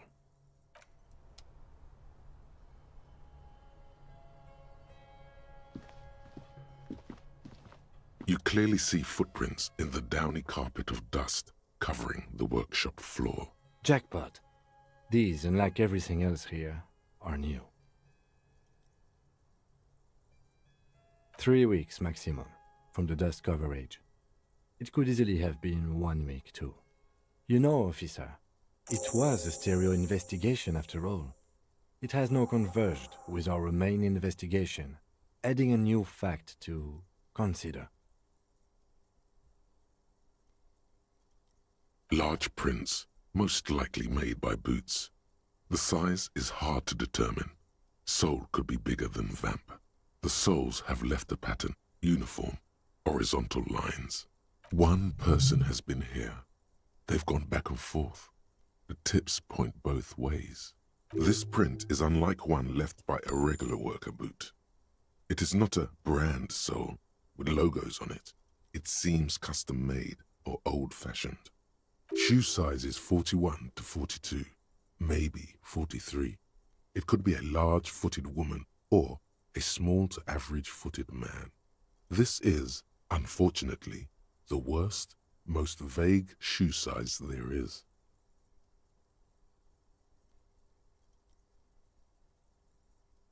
Between that and that.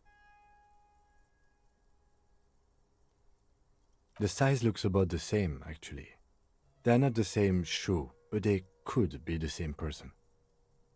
No, these little horizontal lines are different. They look custom-made to me. Or some kind of foreign print. Hard to say. Still a boot, though. Everything around you is quiet. The prints crisscross the workshop floor. It means someone snuck through what seems like a secret route, behind our rape victim's room, in the recent weeks. This may prove to be significant.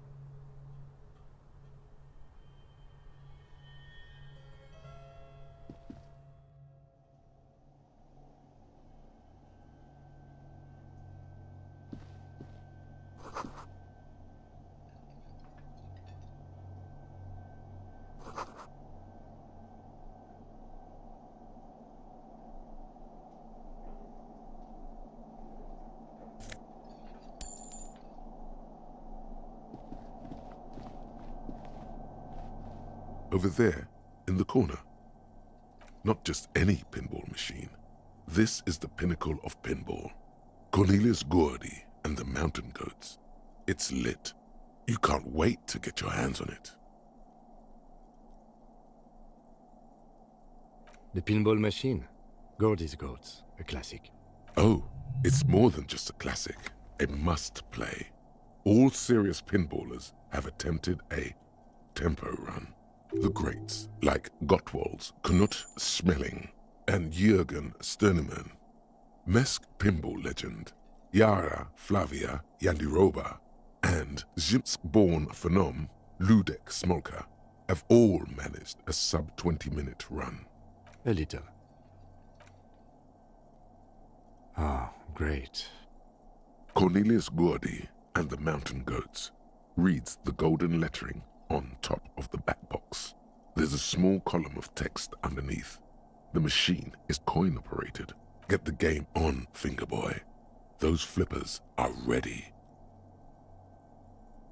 Above the painting of a mustached man climbing a hill, a column reads, inspired by the legend of Cornelius Gordy, taken on the world's tallest peak, Corpus Muindi. The Mesk legend holds that when the nation is in danger, heroic Gordy shall return and save his people.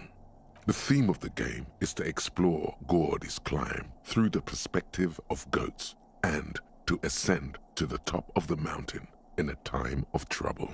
The peak of the mountain is at the top of the playfield. All the balls have small goat icons on them and represent the goats as they race up and down the mountain. Areas around the playfield represent Gordy's climb, places he was said to have camped, which the goats can discover. Get them to the summit. Indeed, think of them as balls. It takes a while to get into a rhythm, but pretty soon you're able to keep 3 goat-faced balls in play with relative ease.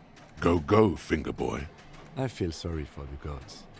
If they only knew the kind of guy old Cornelius really was. The kind of a guy who uses the word savages a lot when recounting his travels. A masked nationalist, an avid huntsman too. He was often photographed in his dining hall, surrounded by wall-mounted hunting trophies from every continent. He also hit his wife and kids, other people's kids too, sometimes pets. Hateful little man. But you seem to be having fun. Your game is definitely improving. The jolly goats are flying all over the board, and although a few plummet to their deaths, you're never left with less than 3. Suddenly, a special passage leading to the summit slides open at the top of the board. This is where the balls need to go. Maneuvering a goat ball into a position for a perfect hit isn't easy. More fall to their deaths. But finally, the opportunity presents itself. One of them gets through. Tiny hammer shatters something inside the machine. Something glass. The words "pale rupture" light up on the speaker panel, and the machine starts filling with a thick, milky fog. Something's happening. Congratulations. This is where the game ends. It's a cheap way of getting more money out of the players. A stupid, nihilistic finale. There's so much fog, you can barely see anything. Some is actually leaking out of the machine, and one by one, your goats start slipping, disappearing into the milky nothingness. This can be navigated. The balls leave almost imperceptible disruptions in the fog. Use them to calculate where they hit next. You're down to your last goat, going mostly by sound. Eyes are useless at this point, but that goat is something special. 5 times you snatch him back from the jaws of death. You're in a perfectly balanced system where neither you nor the pal is able to get the upper hand. This could go on forever. I am. I've seen it before. Played it too. You will eventually make a mistake and then it's all over.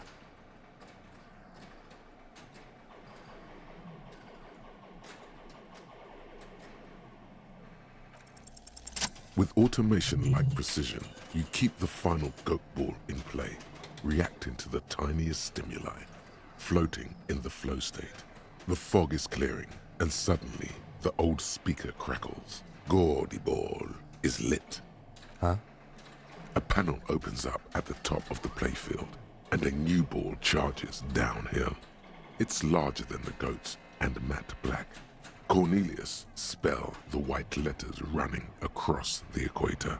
So violent is its descent, it immediately knocks the last goat into the abyss. Then proceeds to bounce all across the board as if carried by some demonic otherworldly inertia. High score, announce the speakers, and the whole machine lights up. Then the flippers retract, leaving a perfect opening for the Gordy ball to join the goats backstage. Cornelius vanishes, and the machine powers off. That's amazing. You didn't just win. No one I know has ever beaten Gordy's goats. That is a monumental achievement, Detective.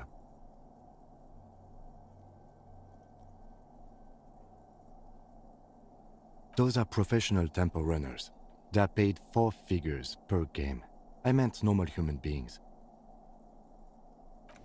Congratulations, Your Highness. That was really impressive. The machine needs a good service before anyone else can even attempt it again. Yes, good times. Once again, the machine becomes one with the dust and the darkness. The machine is dead and silent.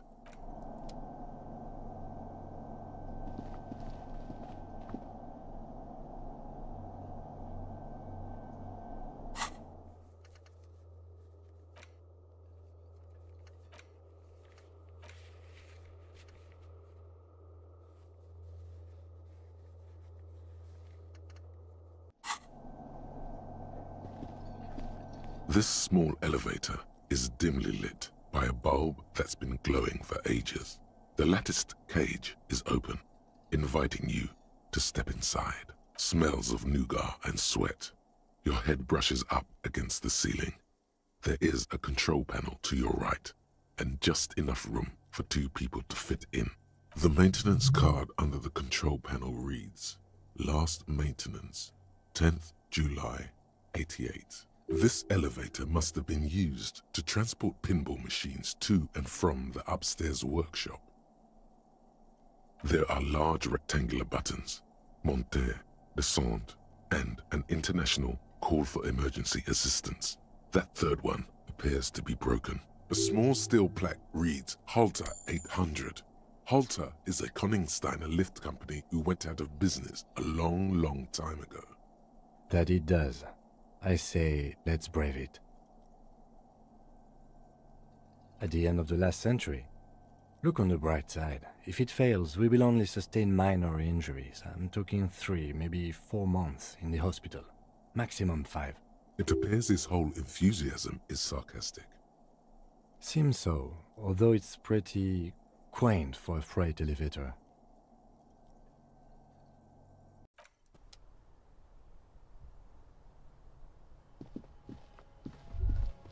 So this is where they brought 40 pinball machines to fix them up, a long time ago. Everything is covered with dust now. The lieutenant looks around the dusty, crowded room, inspecting the tools on the shelf. Looks like it. I'm guessing Martinez North 22 used to be a pinball arcade before it became a hostel. There are machines left over. A creak. Some dust falls off a shelf. Downstairs in the hall, next to the main door. One of them even works. I've seen one of the hearties bang away at it. Remember the dice maker? Then that means... Ah, yes, as the novelty dice maker said. This has absolutely nothing to do with the case, I'm sure. But I do like a nice little connection. But then it went bankrupt. Your skin crawls from making the connection. If that's true, then our cafeteria manager is not going to like it. We should tell him what we found up here, omitting that suspicion. He does not appear to be the kind of man who likes his establishment to be part of a neighborhood ghost story about bankruptcy. Stupid superstition. But still, it would be interesting to see what the cafeteria manager thinks of this. At some point, 20 years ago, 15 maybe, before pinball went out of vogue,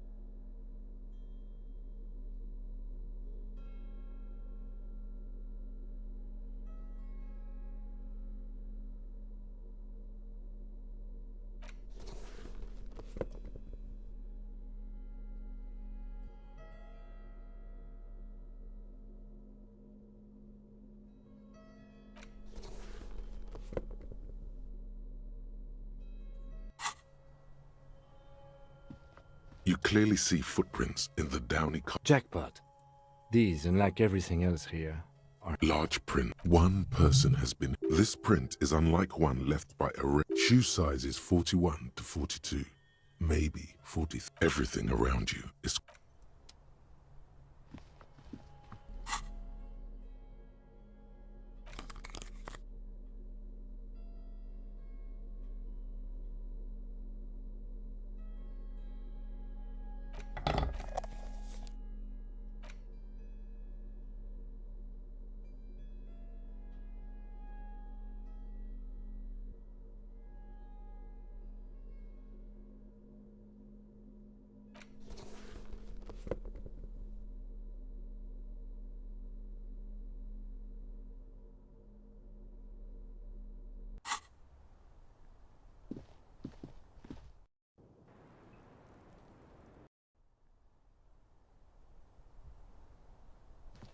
This window is.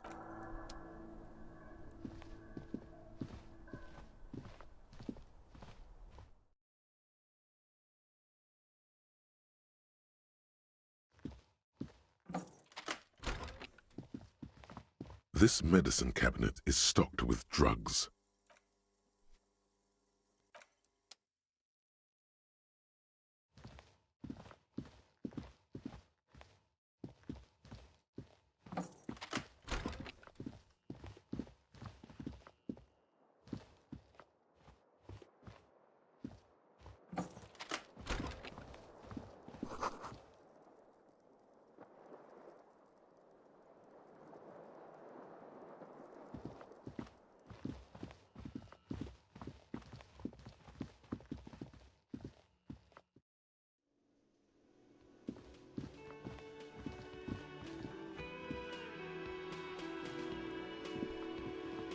Again? I can't. Yes? What is it? That was pretty good, Harry. Wasn't it, Jean? Whoa, how does she know your name? She probably heard it from somewhere. You have to be more careful, karaoke star. Names are dangerous. Huh, that was. Yeah, that was absolute shit, if you want my opinion. Drunken shit. Haven't wanted anything to end this badly since I had cluster headaches. Horrible. Truly horrible. I beg of you, don't ever subject anyone to this torture again. I mean, seriously, you need to... Jean, it's not right. Don't make it worse, and I really liked it. She actually did. Yes, I called you by your name. What about it? Good. Everybody knows your name. Please go finish your investigation, so everyone can go home. It means I'm a patrol officer, sir. What was with that, sir? Well, I guess I, Cut the shit. Every second you stand here running your mouth, the case grows colder. God damn it, you leave her alone. Keep your weird bullshit to yourself and be professional for once, for fuck's sake. Can I actually help you with something? Yes, of course. Preposterous. I mean, you would remember if they were, right? Who forgets their squad mates? That's not possible.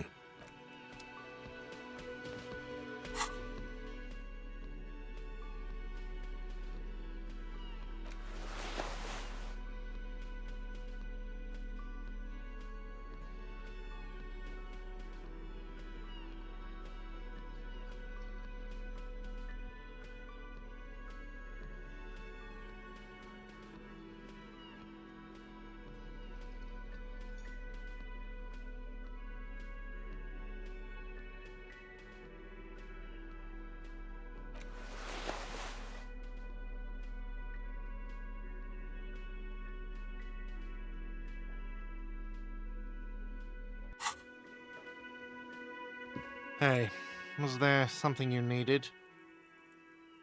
Another thing. Great. I love those. Oh, okay. Well, I did hear you make noise back there, so good for you. He's really holding himself back here. Okay, what is back there?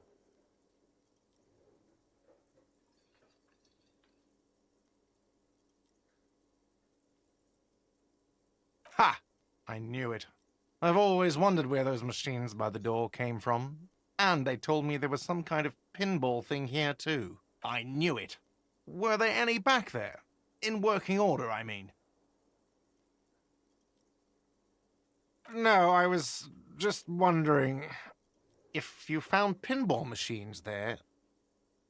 He was wondering about something business-related, about how much money he could make of one.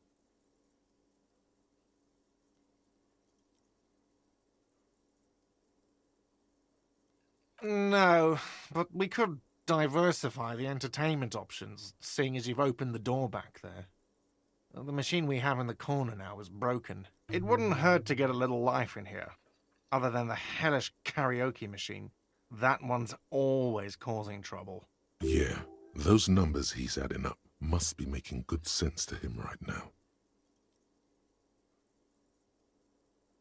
What? Why would you say that? We're at a completely different address from that whole thing. So he knows of the doomed commercial area and its address. He's thought about this. Everyone knows of it.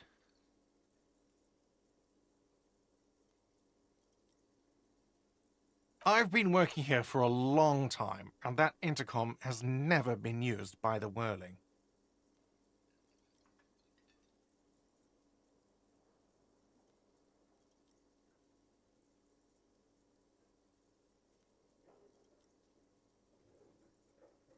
Does this look like part of a doomed commercial area?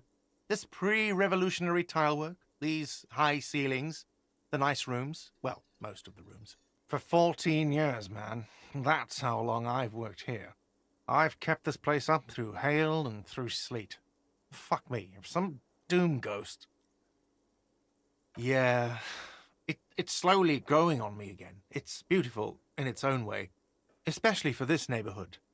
I've been trying to keep it that way, even if it is part of the damn doomed commercial area.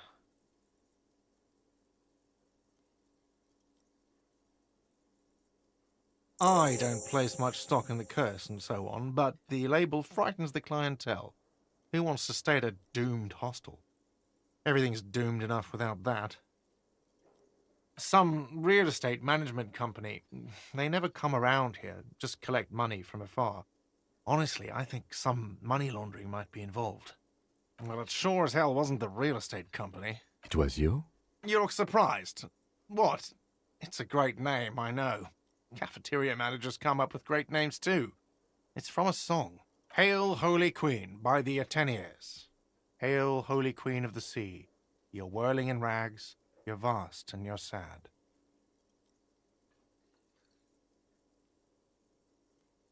Good pick. Luck has got nothing to do with it. I need to think about where I'm going to place those pinballs. I have a feeling they're going to help. Against the doom, it's implied. So, if you didn't have anything else to tell me about my establishment, can we, wrap it up? What wall? I'll have it fixed at once. Thank you for letting me know. I assure you, the Whirling does not abide spying on its guests. The color has drained from his face. Absolutely not. Fuck you for even implying it. It wasn't me. It wasn't my staff. The establishment will look at it and ascertain what it was. Well, he's definitely not lying. He wouldn't endanger this business like that. Sir, he was only asking a question. It's his job and mine. See that it's covered. Yes, I absolutely will. Sorry, it's been a bit of a day. And now a hole in the wall. Thank you. I'll patch it up personally. Was there something else about the establishment? I hope not. Why? No, fuck it. I don't want to know. I don't want to know why these degenerates do what they do. I thought we had one good guest in the building.